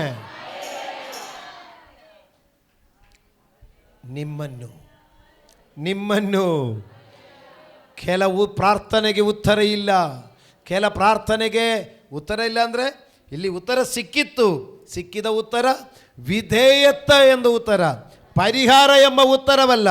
ವಿಧೇಯತ್ವ ಎಂಬ ಉತ್ತರ ಸಿಕ್ಕಿದ ಮೇಲೆ ಅವನ ಮೂಲಕ, ಜೋಸೆಫನ ಮೂಲಕ ಅನೇಕರಿಗೆ ರಕ್ಷಣೆ ಆಯಿತು. ರೂತಳು, ಅವರ ಅತ್ತೆ ಹೆಸರು ನವೋಮಿ ಜೋದಿಯಲ್ಲಿ ರೂತಳೆಂಬ ಒಬ್ಬ ಸೊಸೆಯು, ಇನ್ನೊಬ್ಬ ಸೊಸೆ ಇದ್ದರು, ಓರ್ಪಳಂದ ಸೊಸೆ. ಬೇಗ ಗಮನಿಸು, ಇಬ್ಬರದು ಗಂಡ ತೀರೋದರು, ಮಾವನು ತೀರೋದರು. ಈಗ ಅತ್ತೆ ಮತ್ತು ಇಬ್ಬರು ಸೊಸೆಯವರು ಉಳಿದಿದೆ. ಆವಾಗ ಅತ್ತೆ ಹೇಳಿದರು, ಒಳ್ಳೆಯ ಅತ್ತೆ ಹೇಳಿದರು, ಮಕ್ಕಳಿರ ಸೊಸೆಯಂದವರೇ, ನೀವು ವಯಸ್ಸಲ್ಲಿ ಚಿಕ್ಕವರು, ನೀವು ಇನ್ನು ಎಲ್ಲಾದರೂ ಹೋಗಿ ಮದುವೆ ಮಾಡಿ ನಿಮ್ಮ ಜೀವನ ಮಾಡಿಕೊಳ್ಳಿರಿ. ನಾನೊಂದು ವಯಸ್ಸಾಯಿತು, ನಾನು ನನ್ನ ಸ್ವಂತ ಊರಿಗೆ ವಾಪಸ್ ಹೋಗ್ತೇನೆ. ಒರ್ಪಳಮ್ಮ ಸೊಸೆ, ಅತ್ತೆ ತುಂಬ ಒಳ್ಳೆಯದಾಯಿತು, ನೀವು ಒಳ್ಳೆಯ ಒಂದು ಅವಕಾಶ ಕೊಟ್ಟಿದೆ, ನಾನು ಯಾವತ್ತೂ ನಿಮ್ಮನ್ನು ಮರೆಯಲ್ಲ, ನೀವು ಚೆನ್ನಾಗಿರಿ, 100 ವರ್ಷ ಬಾಳುಕಿರಲಿ ಅಂತೇಳಿ ಅವರು ಮುದ್ದಿಟ್ಟು ಬಿಟ್ಟು ಒರ್ಪಳು ಹೊರಟೋದಳು. ಆದರೆ ರೂತಳೊಂದು ಮಾತು ಹೇಳಿದರು, ನಾನು ನಿನ್ನನ್ನು ಬಿಟ್ಟು ಹೋಗಲ್ಲ, ನಾನು ನಿನ್ನನ್ನು ಬಿಟ್ಟು ಹೋಗಲ್ಲ, ನಿನ್ನ ದೇವರು ನಿನ್ನ ಜನ, ನೀನು ಹೋಗೋ ಜಾಗಕ್ಕೆ, ನೀನು ಸಾಯುವ ಜಾಗೆಯಲ್ಲಿ ನನ್ನನ್ನು ಮಾತ್ರ ಹೋಗ್ಲಿಕ್ಕೆ ಹೇಳಬೇಡ. ಒರ್ಪಳು ಹೊರಟೋದಳು, ಒಳ್ಳೆ ಮದುವೆಯಾಗಿ ಒಳ್ಳೆ ಜೀವನ ಮಾಡಿರ್ಬೋದು, ಅದು ಪುಸ್ತಕದಲ್ಲಿ ಇಲ್ಲ. ಆದರೆ ರೂತಳು ವಿಧವೆಯಾಗಿ ಇನ್ನೊಂದು ಕುಟುಂಬ ಜೀವನ ಬಗ್ಗೆ ಯೋಚಿಸದೆ, ಇನ್ನೊಂದು ಗಂಡನ ಬಗ್ಗೆ ಯೋಚಿಸದೆ, ಇನ್ನೊಂದು ಸುಖ ಜೀವನ ಬಗ್ಗೆ ಯೋಚಿಸದೆ, ಈ ವಯಸ್ಸಾದ ಅತ್ತೆಗೆ ನಾನು ಬಿಟ್ಟಿದ್ದಾರೆ, ಈ ಅತ್ತೆಗೆ ಯಾರಿರುತ್ತಾರೆ ಅಂದೇಳಿ ಈ ಅತ್ತೆಯ ಜೊತೆಯಲ್ಲಿ, ಅಮ್ಮ ನೀ ವಯಸ್ಸಾಗಿದೆ, ನಿನ್ನ ಬೆತ್ಲೆಹೇಮಿನಲ್ಲಿ ರೊಟ್ಟಿಯ ಮನೆಯಲ್ಲಿ ಬರಕಾಲ ಇದೆ, ಆದರೂ ನಿನ್ನ ಕಷ್ಟಕ್ಕೆಲ್ಲ ನಾನು ಸಹಭಾಗಿಯಾಗಿರುತ್ತೇನೆ. ಈ ಕಷ್ಟಗಳಿಗೆ ನನಗೆ ಚಿಂತೆ ಇಲ್ಲ, ನಿನ್ನ ಮೇಲೆ ಪ್ರೀತಿ ನನಗೆ ದೊಡ್ಡದು. ಹೊರಟೋದ್ರು. ಮದುವೆ ಬೇಡ, ಜೀವನ ಬೇಡ, ಒಳ್ಳೆಯ ಫ್ಯೂಚರ್ ಬೇಡ, ಒಳ್ಳೆಯ ಸ್ಟೈಲ್ ಬೇಡ, ಒಳ್ಳೆಯ ಫುಡ್ ಬೇಡ, ನಿನ್ನ ಕಷ್ಟದಲ್ಲಿ ನಾನು ಸಹಭಾಗಿಯಾಗಿ ಬಂದರು. ಬಂದ ಮೇಲೆ ರೂತಳು ಕೇಳಿದ್ರು, ಅಮ್ಮ ನಾನು ಅಲ್ಲಿ ಜಮೀನಿಲ್ಲ, ವ್ಯವಸಾಯ ಇಲ್ಲ, ಜಮೀನಿದೆ ವ್ಯವಸಾಯ ಇಲ್ಲ, ನಾನು ಬೇರೆಯವ್ರ ಜಮೀನಲ್ಲಿ ಅಲ್ಲಿ ತೆನೆ ಹಾಯಿಕೊಳ್ಳಿಕ್ಕೆ ಕುಯ್ದು ಬಿಟ್ಟ ಮೇಲೆ, ರಾಗಿ ಕುಯ್ದ ಮೇಲೆ ಕೆಲವೆಲ್ಲ ಮುರಿದೋಗಿರ್ತಲ್ಲ ರಾಗಿ ತೆನೆ, ಆ ಅಕ್ಕಲ ಹಾಯಲಿಕ್ಕೆ ಹೋಗಲಮ್ಮ ಅಂತ ಕೇಳಿದ್ರು. ಆಯ್ತಮ್ಮ, ಒಳ್ಳೆಯದು, ನಿಮ್ಮ ಮನೆಯಲ್ಲಿ ಸುಮ್ಮನೆ ಇರೋದೆ, ನನಗೆ ಹಿಂಸೆ ಕೊಡೋದು, ನೀನೇ ಕೆಲಸಕ್ಕೆ ಹೋದ್ರು, ಆಯ್ತಮ್ಮ ಹೋಗು. ಹೋಗುವಾಗೆ ಅವಳಿಗೋಸ್ಕರ ಒಳ್ಳೆಯ ಒಂದು ಬೋವಸ್ಸಿನ ಬಯಲು ಸಿಕ್ಕಿತು. ಆ ಬಯಲಲ್ಲಿ ಹೋಗಿ ಅವಳು ತೆನೆ ಹಾಯಿಕೊಳ್ಳುವಾಗ ಅವಳ ಗುಣಲಕ್ಷಣ, ಅವಳ ಫಸ್ಟ್ ನೋಟದಲ್ಲೇ ಒಂದು ತಾಳ್ಮೆ. ಈ ತೆನೆ ಆಯ್ಲಿಕ್ಕೆ ಹೋಗಿರುವಂಥ ರೂತಳು ನೋಡಿಕೊಂಡು ಕುಯ್ಯುವ ಸಹೋದರಿಯವರು ಅವಳಿಗೆ ಹೇಳಿದೆ, ನೋಡಮ್ಮ, ನಮ್ಮ ಪಾತ್ರೆಯಲ್ಲಿ ಕುಡಿಯಿರಿ, ನಿನಗೆ ದಾಹ ಆಗಿರ್ಬೋದಲ್ಲ, ನೀರು ಕುಡಿ. ಮತ್ತು ಅವರು ಸ್ವಲ್ಪ ಬೇಕು ಬೇಕು ಅಂತ ಹಾಕಿ ಕೊಟ್ಟರು. ಹಂಗೆ ಇರುವಾಗಲೂ ಇನ್ನು ಯಜಮಾನರಿಗೆ ಹೇಳದೆ ನಾವು ಮಾಡಿದರೆ ತಪ್ಪು ಅಂತ ಹೇಳಿಕೊಂಡು ಕೆಲಸದವರು ಯಜಮಾನರಿಗೆ ಹೇಳಿದೆ, ಯಜಮಾನರೇ, ನಮ್ಮ ಹೊಲದಲ್ಲಿ ಅಕ್ಕಲಾಯಲಿಕ್ಕೆ ನೋಡಿ ಒಂದು ಸ್ತ್ರೀ ಬಂದಿದ್ದಾರೆ, ಒಂದು ಯೌವನಸ್ಥಳು ಬಂದಿದ್ದಾರೆ. ನಾವು ಅವಳನ್ನು ನೋಡಿಕೊಂಡು ಅವಳ ವಿಧೇಯತ್ವ ನೋಡಿ ನಮಗೆ ಬಹಳ ಇಷ್ಟ ಆಯಿತು. ಅವಳೊಂದು ಕುಲೀನ ಸ್ತ್ರೀಯಾಗಿ ಕಾಣಿಸ್ತಾ ಇದೆ. ಅವರು ಯಾರು? ಬೋವೆಸೋ ಯಜಮಾನರು ಹುಡುಕಿದರು, ಯಾರು? ಇಂದವಳು. ಅವಳು ನೋಡುವಾಗಲೇ ನೋಟದಲ್ಲೇ first impression is the best impression. ನೋಟದಲ್ಲೇ ಇವಳೊಂದು ಸಾಧು ಸ್ತ್ರೀ, ಕುಲೀನತೆ ಉಳ್ಳವಳು, ವಿಧೇಯತೆ ಉಳ್ಳದನ್ನು ತಿಳಿದುಕೊಂಡು ಬೋವಸ್ ಹೇಳ್ತಾರೆ, ಈ ರೂತಳಿಗೋಸ್ಕರ ನೀವು ಮತ್ತು ಸ್ವಲ್ಪ ಅಕ್ಕಲನ್ನು ನೀವು ಬಿಟ್ಟು ಬಿಡಿ. ಯಜಮಾನರು ಆರ್ಡರ್ ಮಾಡಿದೆ, ಬಿಟ್ಟುಕೊಟ್ರು. ಬಿಟ್ಟುಕೊಟ್ಟ ಮೇಲೆ ಬೋವಸ್ ಹೇಳ್ತಾರೆ, ಬಾಮ್ಮ, ನನ್ನ ಪಾತ್ರೆಯಲ್ಲಿ ಊಟ ಮಾಡು. ನೀನು ಗಂಡ ನಷ್ಟಪಟ್ಟ ವಿಧವೆಯಾಗಿ ಎಲ್ಲ ನಷ್ಟಪಟ್ಟವಳಾಗಿ ಬಂದಿದ್ದೀರಾ, ನನ್ನ ಪಾತ್ರೆಯಲ್ಲಿ ಊಟ ಮಾಡಿಕೊಳ್ಳಿ. ಊಟ ಮಾಡಿದರು. ಅನಂತರ ಅಲ್ಲಿ ಅವರದ್ದು ಜಮೀನು ಮಾರಬೇಕು. ಈ ನವೋಮಿದು ಜಮೀನು ಮಾರುವಾಗ ಅಲ್ಲಿ ಒಂದು ಪದ್ಧತಿ ಇದೆ, ಜಮೀನು ಮಾರಿದರೆ ಜಮೀನು ತಕ್ಕೊಳ್ಳುವವರು ಅವರಿಗಿರುವಂಥ ಎಲ್ಲ ಆಸ್ತಿ ಪಾಸ್ತಿಗಳಿಗೂ ಅವರು ಹೊಣೆಗಾರರಾಗಿ ನೋಡಿಕೊಳ್ಳಬೇಕು. ಆವಾಗ ಆ ಮನೆಯಲ್ಲಿ ವಿಧವೆಯರಿದ್ದರೆ ವಿಧವೆಯರನ್ನು ಅವರು ಮದುವೆ ಮಾಡಿ ಸಂರಕ್ಷಣೆ ಕೊಡಬೇಕು. ಈ ಬೋವೇಸನು ಅದಕ್ಕೆ ಒಪ್ಕೊಂಡನು. ಆ ಬೋವೇಸನು ಹೀಗೆ ರೂತಳನ್ನು ಪತ್ನಿಯಾಗಿ ಸ್ವೀಕರಿಸಿದರು. ಆ ಊರಿನಲ್ಲಿ ಇರುವುದರಲ್ಲಿ ಧನವಂತನಾದ ಒಳ್ಳೆಯ ಬೋವಸಿಗೆ ರೂತಳ ಭಕ್ತಿಯಾದರು. ಆ ಬೋವಸಿನಲ್ಲಿ ಒಬ್ಬ ಮಗ ಹುಟ್ಟಿದರು, ಓಬೇದನು. ಈ ಓಬೇದನಲ್ಲಿ ಒಬ್ಬ ಮಗ ಹುಟ್ಟಿದನು, ಈಸಾಯನು. ಈಸಾಯನಲ್ಲಿ ಒಬ್ಬ ಮಗ ಹುಟ್ಟಿದನು, ದಾವೀದ ರಾಜ. ಇಸ್ರಾಯೇಲಿಗೆ ಖ್ಯಾತಿಗೆ ಬಂದ ರಾಜ ದಾವೀದನು. ದೇವರು ಹೇಳ್ತಾನೆ, ನನ್ನ ಹೃದಯ ಪ್ರಕಾರ ಇರುವಂಥ ಮನುಷ್ಯನು, ನನ್ನ ಹೃದಯ ಪ್ರಕಾರ ಇರುವಂಥ ಮನುಷ್ಯನಾಗಿ ಇಸ್ರಾಯೇಲಿಗೆ ಒಂದು ಒಳ್ಳೆಯ ರಾಜನಿಗೆ ಜನ್ಮ ಕೊಡಲಿಕ್ಕೆ ಈ ಅಜ್ಜಿಗಿಂದ ಆಯಿತು. ಇವತ್ತು ನಾವು ಅವರ ಬಗ್ಗೆ ಹೇಳ್ತಾ ಇದ್ದಾರೆ, ಅದರ ಅರ್ಪಳ ಬಗ್ಗೆ ಬುಕ್ಕಲ್ಲಿ ಬರೆದಿಲ್ಲ, ಯಾರು ಹೇಳ್ತಾ ಇಲ್ಲ. ಹೀಗೆ ರೂತ್ ಮೋವಾಬು ದೇಶದಲ್ಲಿ ಅವಳಿಗೆ ಸುಖ ಇರಲಿಲ್ಲ, ಆದರೆ ಅವಳು ಮೋವಾಬಿನಲ್ಲಿ ಮತ್ತೆ ಸುಖ ಹುಡುಕಿ ಹೋಗಿದ್ದರೆ ಅವಳ ಹೆಸರು ಇವತ್ತು ಅಡ್ರೆಸ್ಸೇ ಕಾಣ್ತಾ ಇರಲಿಲ್ಲ. ಇವತ್ತು ಗಮನಿಸು ಮಕ್ಕಳೇ, ನಿಮ್ಮ ಜೀವನದಲ್ಲಿ ಈಗ ಸದ್ಯಕ್ಕೆ ಕಾಣುವ ಕಷ್ಟಗಳು ನನಗೆ ಬೇಡ ಅಂತ ಹೇಳಿಬಿಟ್ಟು, ಸದ್ಯಕ್ಕೆ ಬರುವಂಥ ಸಮಸ್ಯೆಗಳು ನನಗೆ ಸಹಿಸಲಿಕ್ಕೆ ಆಗುವುದಿಲ್ಲ ಅಂತ ಹೇಳಿಬಿಟ್ಟು ನೀ ಸುಖ ಹುಡುಕಿ ಹೋಗೋದಾದರೆ, ನೀ ಎಂಜಾಯ್ಮೆಂಟ್ ಹುಡುಕಿ ಹೋಗೋದಾದರೆ, ನೀ ಲೈಫ್ ಸ್ಟೈಲ್ ಹುಡುಕಿ ಹೋಗೋದಾದರೆ ನೋಡಿ ನಿನ್ನ ಅಡ್ರೆಸ್ಸೇ ಕಾಣಲ್ಲ. ಆದರೆ ನೀವು ಅದನ್ನು ಸಗಿಸಿಕೊಂಡು ಈ ಕಷ್ಟಗಳಿಗಾಗಿ ಸ್ತೋತ್ರ, ಈ ವೇದನೆಗಾಗಿ ಸ್ತೋತ್ರ, ಈ ಸಮಸ್ಯೆಗಾಗಿ ಸ್ತೋತ್ರ, ಈ ಇಕ್ಕಟ್ಟಕ್ಕಾಗಿ ಸ್ತೋತ್ರ ಅಂದೇಳಿ ನೀ ಸ್ವಲ್ಪ ವಿಧೇಯತ್ವವನ್ನು ಸಗಿಸೋದಾಗಿದ್ದರೆ ನಿನಗೂ ಲೈಫು, ನಿನಗೂ ಸ್ಟಾಟಸ್ಸು, ನಿನಗೂ ಹೆಸರು, ಮತ್ತೆ ನಿನ್ನ ಮೂಲಕ ಅನೇಕರಿಗೆ ಪೋಷಣೆ. ಈ ಬೋವಸು ಮತ್ತು ರೂತಳ ಮೂಲಕ ಅನೇಕರಿಗೆ ಪೋಷಣೆ ಮತ್ತು ಇಸ್ರಾಯೇಲಿಗೆ ಒಬ್ಬ ಖ್ಯಾತಿಗೆ ಬಂದ ರಾಜ. ಈಗ ಹೇಳು, ಈ ಕಷ್ಟಗಳಿಂದ ಕೆಲ ಅರಸುಗಳು ನಿಮ್ಮಲ್ಲಿ ಬರಲಿಕ್ಕಿರ್ಬೋದು. ಈ ಕಷ್ಟಗಳಲ್ಲಿ ನಿಮಗೆ ಕೊಡುವ ತಲೆಮಾರುಗಳು ಪ್ರಖ್ಯಾತಿಗೆ ಬರಲಿಕ್ಕಿರ್ಬೋದು. ನೀವೀಗ ಬೇಡ ಅಂತ ಹೇಳಿಬಿಟ್ಟು, ಈ ಗಂಡ ಬೇಡ, ಈ ಹೆಂಡತಿ ಬೇಡ, ಈ ಕುಟುಂಬ ಬೇಡ ಅಂತ ಹೇಳಿಬಿಟ್ಟು ನೀವು ಇಟ್ಟುಬಿಟ್ಟು ಹೋಗಿದರೆ ನಿಮ್ಮ ಮೂಲಕ ದೇವರು ಇಟ್ಟಿರುವಂಥ ದೊಡ್ಡ ಉದ್ದೇಶ ಇಲ್ಲಿ ಸ್ಪಾಯಿಲ್ ಆಗ್ತಾ ಇದೆ. ಈ ವೇದನೆ ಹನ್ನಾಳಿಗೆ ಕಣ್ಣೀರೇನಕ್ಕೆ? ಒಳ್ಳೆಯ ಸಾಮುವೇಲ್ ಹುಟ್ಟಲಿಕ್ಕೆ. ಈ ದೇವರನ್ನೂ ಶಪಿಸಿ ತನ್ನ ಜೀವನವನ್ನು ಶಪಿಸಿ ಹನ್ನಾಳು ಹೋಗಿದರೆ ಒಳ್ಳೆಯ ಸಾಮುವೇಲ್ ಬರ್ತಾ ಇರಲಿಲ್ಲ. ಈಗ ಹೇಳು ನಿಮಗಿರುವ ಕಷ್ಟಗಳ ಬಗ್ಗೆ. ಓಹ್, ಈ ಕಷ್ಟಕ್ಕಾಗಿ ಸ್ತೋತ್ರ ಅಂದ ಮನಸ್ಸು ತುಂಬ ಹೇಳಲಿಕ್ಕಾಗತ್ತಾ?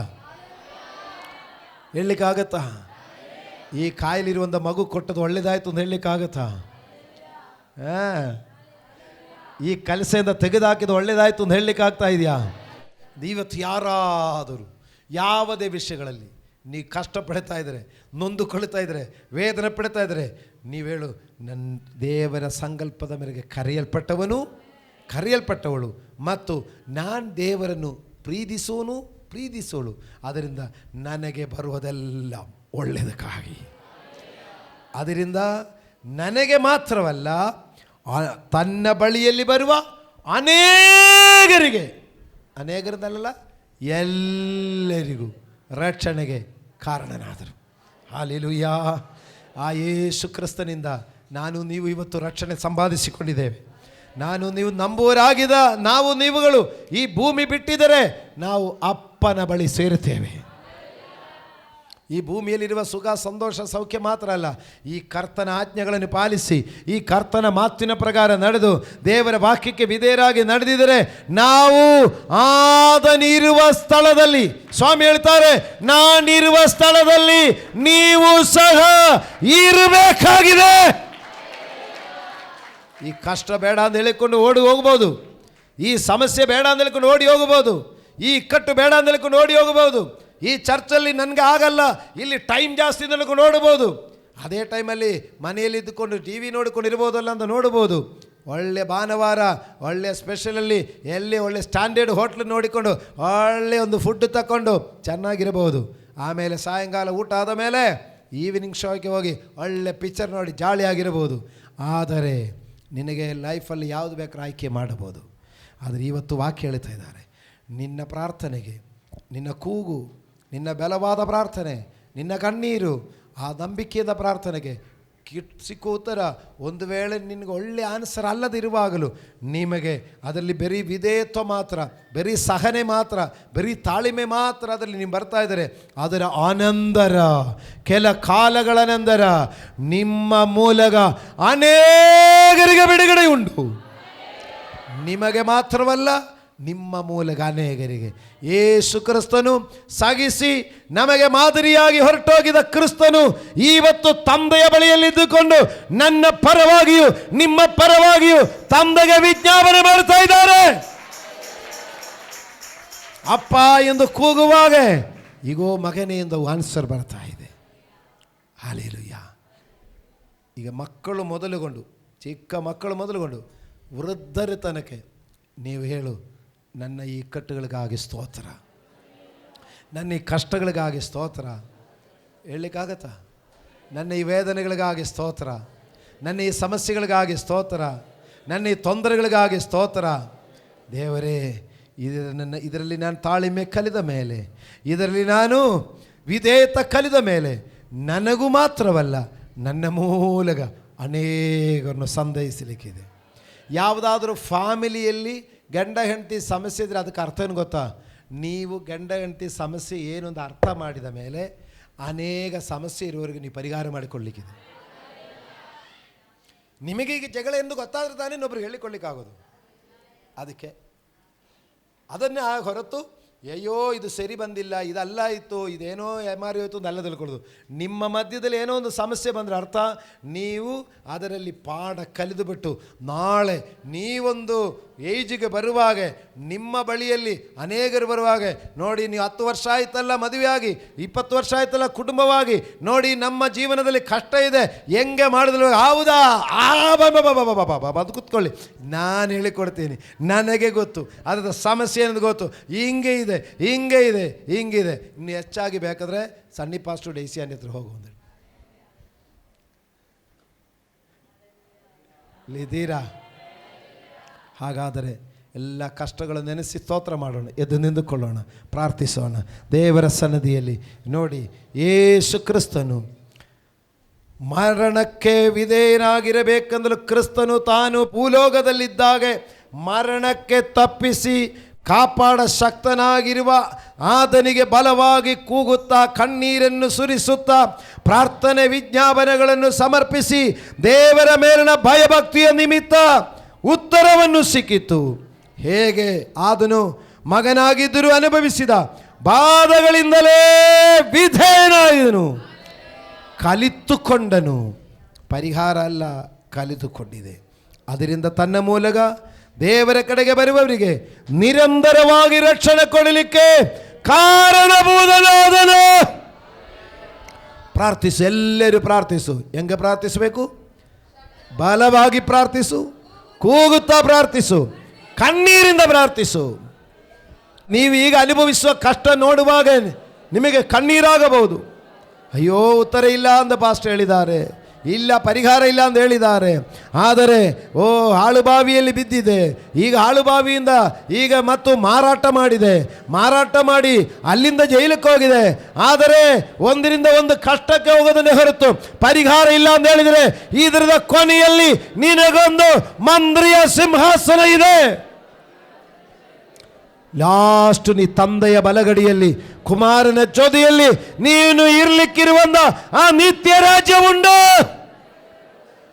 ಬಲವಾಗಿ ಬಲವಾಗಿ ಬಲವಾಗಿ ಪ್ರಾರ್ಥಿಸು. ರಾಖಮಲ ರಶತಲ ರಕಮಿ ಯಾತೂರು.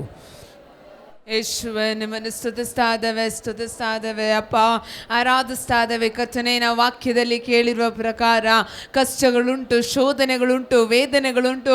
ಪ್ರಾರ್ಥಿಸುವಾಗ ಉತ್ತರ ಕೂಡ ಸಿಗಬಹುದು, ಆದರೆ ನಮಗೆ ಇಷ್ಟವಿಲ್ಲದ ಉತ್ತರಗಳು ಸಿಗುವಾಗಲೂ ಕರ್ತನೇ ಅದನ್ನು ನೆನೆಸಿಕೊಂಡು, ಅದನ್ನು ಯೋಚಿಸಿಕೊಂಡು ಕರ್ತನೇ, ಅದು ನಮ್ಮ ಹಿತಕರಕ್ಕಾಗಿಯೇ, ಅದು ನಮ್ಮ ಒಳ್ಳೆಯದಕ್ಕಾಗಿಯೇ, ಅದು ನಮ್ಮನ್ನು ದೇವರ ಕಡೆಗೆ, ದೇವರ ಮುಂದೆ ನಿಲ್ಲಿಸಲಿಕ್ಕೆ ತಕ್ಕ ಯೋಗ್ಯತೆಯನ್ನು ತೋರಿಸಲಿಕ್ಕೋಸ್ಕರ ನಮ್ಮ ಸ್ವಭಾವಗಳಲ್ಲಿ, ನಮ್ಮ ಜೀವಿತಗಳಲ್ಲಿ ನಿಮ್ಮ ಇಷ್ಟವಿಲ್ಲದ ವಿಷಯಗಳನ್ನು ನಮ್ಮನ್ನ ತೆಗೆದುಹಾಕ್ಲಿಕ್ಕೂ ಅದೊಂದು ಪಾಠಕ್ಕೋಸ್ಕರ ಕಟ್ಟಿದ್ದೀರಿ ಎಂದು ನೆನೆಸಿಕೊಂಡು ಎಲ್ಲ ವಿಷಯಗಳಿಗೂ ಸ್ತೋತ್ರ ಮಾಡುವಂತೆ ನಮಗೆ ಸಹಾಯ ಮಾಡಿರಿ ಎಂದು ಪ್ರಾರ್ಥಿಸ್ತಾ ಇದ್ದೇವೆ. ಈ ದಿವಸದಲ್ಲಿ ನೀವು ಒಳ್ಳೆಯ ವಾಕ್ಯವನ್ನು ಕೊಟ್ಟಿದ್ದಕ್ಕಾಗಿ ಸ್ತೋತ್ರ. ಒಂದು ಶೋಧನೆ ನೋಡುವಾಗ ಅದನ್ನು ನೋಡಿ ಬೇಜಾರು ಮಾಡಿಕೊಳ್ಳದ ಹಾಗೆ, ಅದನ್ನು ನೋಡಿ ಎದುರಿಸಿ ನಿಂತು ಪ್ರಾರ್ಥಿಸುವಂತೆ, ಬಲವಾಗಿ ಕಣ್ಣೀರಿಂದ ಕೂಗುತ್ತಾ ಪ್ರಾರ್ಥನೆ ಮಾಡುವಾಗ ಕರ್ತನೇ, ನಿಮ್ಮಲ್ಲಿಟ್ಟಿರೋ ಭಯಭಕ್ತಿಯಿಂದ ಕರ್ತನೇ ನೀವು ಅದಕ್ಕೆ ಉತ್ತರ ಕೊಡ್ತೀರಿ ಎಂದು ನಾವು ಕೇಳಿದ್ದೇವೆ.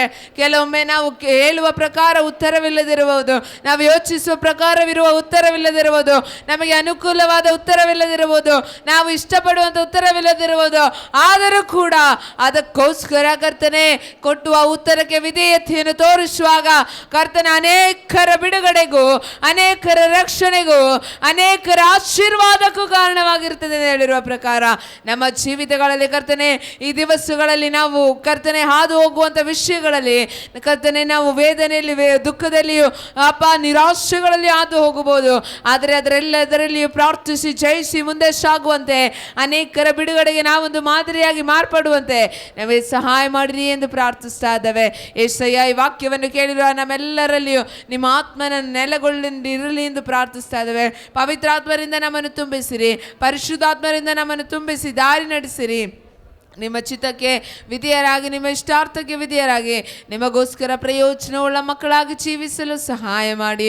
ಕರ್ತನೆ, ಈ ವಾಕ್ಯವನ್ನು ಕೇಳಿಸಿಕೊಂಡು ಯಾರು ಕೂಡ ನಿರಾಶೆಯಲ್ಲಿ, ವೇದನೆಯಲ್ಲಿದ್ದರೂ ಈ ದಿವಸ ಈ ವಾಕ್ಯ ಅವರನ್ನು ಬಲಗೊಳಿಸಲಿ, ಶಕ್ತಿಗೊಳಿಸಲಿ. ತಮ್ಮ ಕಷ್ಟಗಳನ್ನು ನೋಡಿ ನಿರಾಶೆಯಲ್ಲಿ ಕೂತುಕೊಳ್ಳುವುದಲ್ಲ, ದೇವರೇ ಇದರಿಂದ ನೀವು ನನ್ನನ್ನು ಏನು ಕಲಿಸಲಿಕ್ಕೆ ಇಷ್ಟಪಡ್ತಾ ಇದ್ದೀರೋ ಅದು ಕಲಿತುಕೊಳ್ಳಲಿಕ್ಕೆ ಸಹಾಯ ಮಾಡಿರಿ ಎಂದು ವಿಧೇಯತೆಯನ್ನು ಒಪ್ಪಿಸಿಕೊಡುವುದಕ್ಕೂ ಎಲ್ಲರಿಗೂ ಮನಸ್ಸು ಕೊಡಿರಿ ಎಂದು ಪ್ರಾರ್ಥಿಸ್ತಾ ಇದ್ದೇವೆ. ಎಲ್ಲವನ್ನು ನಿಮ್ಮ ಚಿತ್ತಕ್ಕೆ ಒಪ್ಪಿಸಿಕೊಡ್ತಾ ಇದ್ದೇವೆ. ಎಲ್ಲ ಸ್ತುತಿ ಘನ ಮಹಿಮೆಯಲ್ಲಿ ನಿಮ್ಮೊಬ್ಬರಿಗೆ ಯೇಸುವಿನ ನಾಮದಲ್ಲಿ ತಂದೆ. ಪ್ರಿಯ ವೀಕ್ಷಕರೇ, ನೀವು ಹೊಂದಿದ ಆಶೀರ್ವಾದವನ್ನು ನಮ್ಮೊಂದಿಗೆ ಹಂಚಿಕೊಳ್ಳಿರಿ. ನೀವು ಸಂಪರ್ಕಿಸಬೇಕಾದ ಮೊಬೈಲ್ ಸಂಖ್ಯೆ 8217761567. ಹೆಚ್ಚಿನ ವಿಡಿಯೋಗಳಿಗಾಗಿ ನಮ್ಮ ಚಾನೆಲ್ ಅನ್ನು ಸಬ್ಸ್ಕ್ರೈಬ್ ಮಾಡಿಕೊಳ್ಳಿರಿ. ದೇವರು ತಾನೇ ನಿಮ್ಮೆಲ್ಲರನ್ನು ಆಶೀರ್ವದಿಸಲಿ.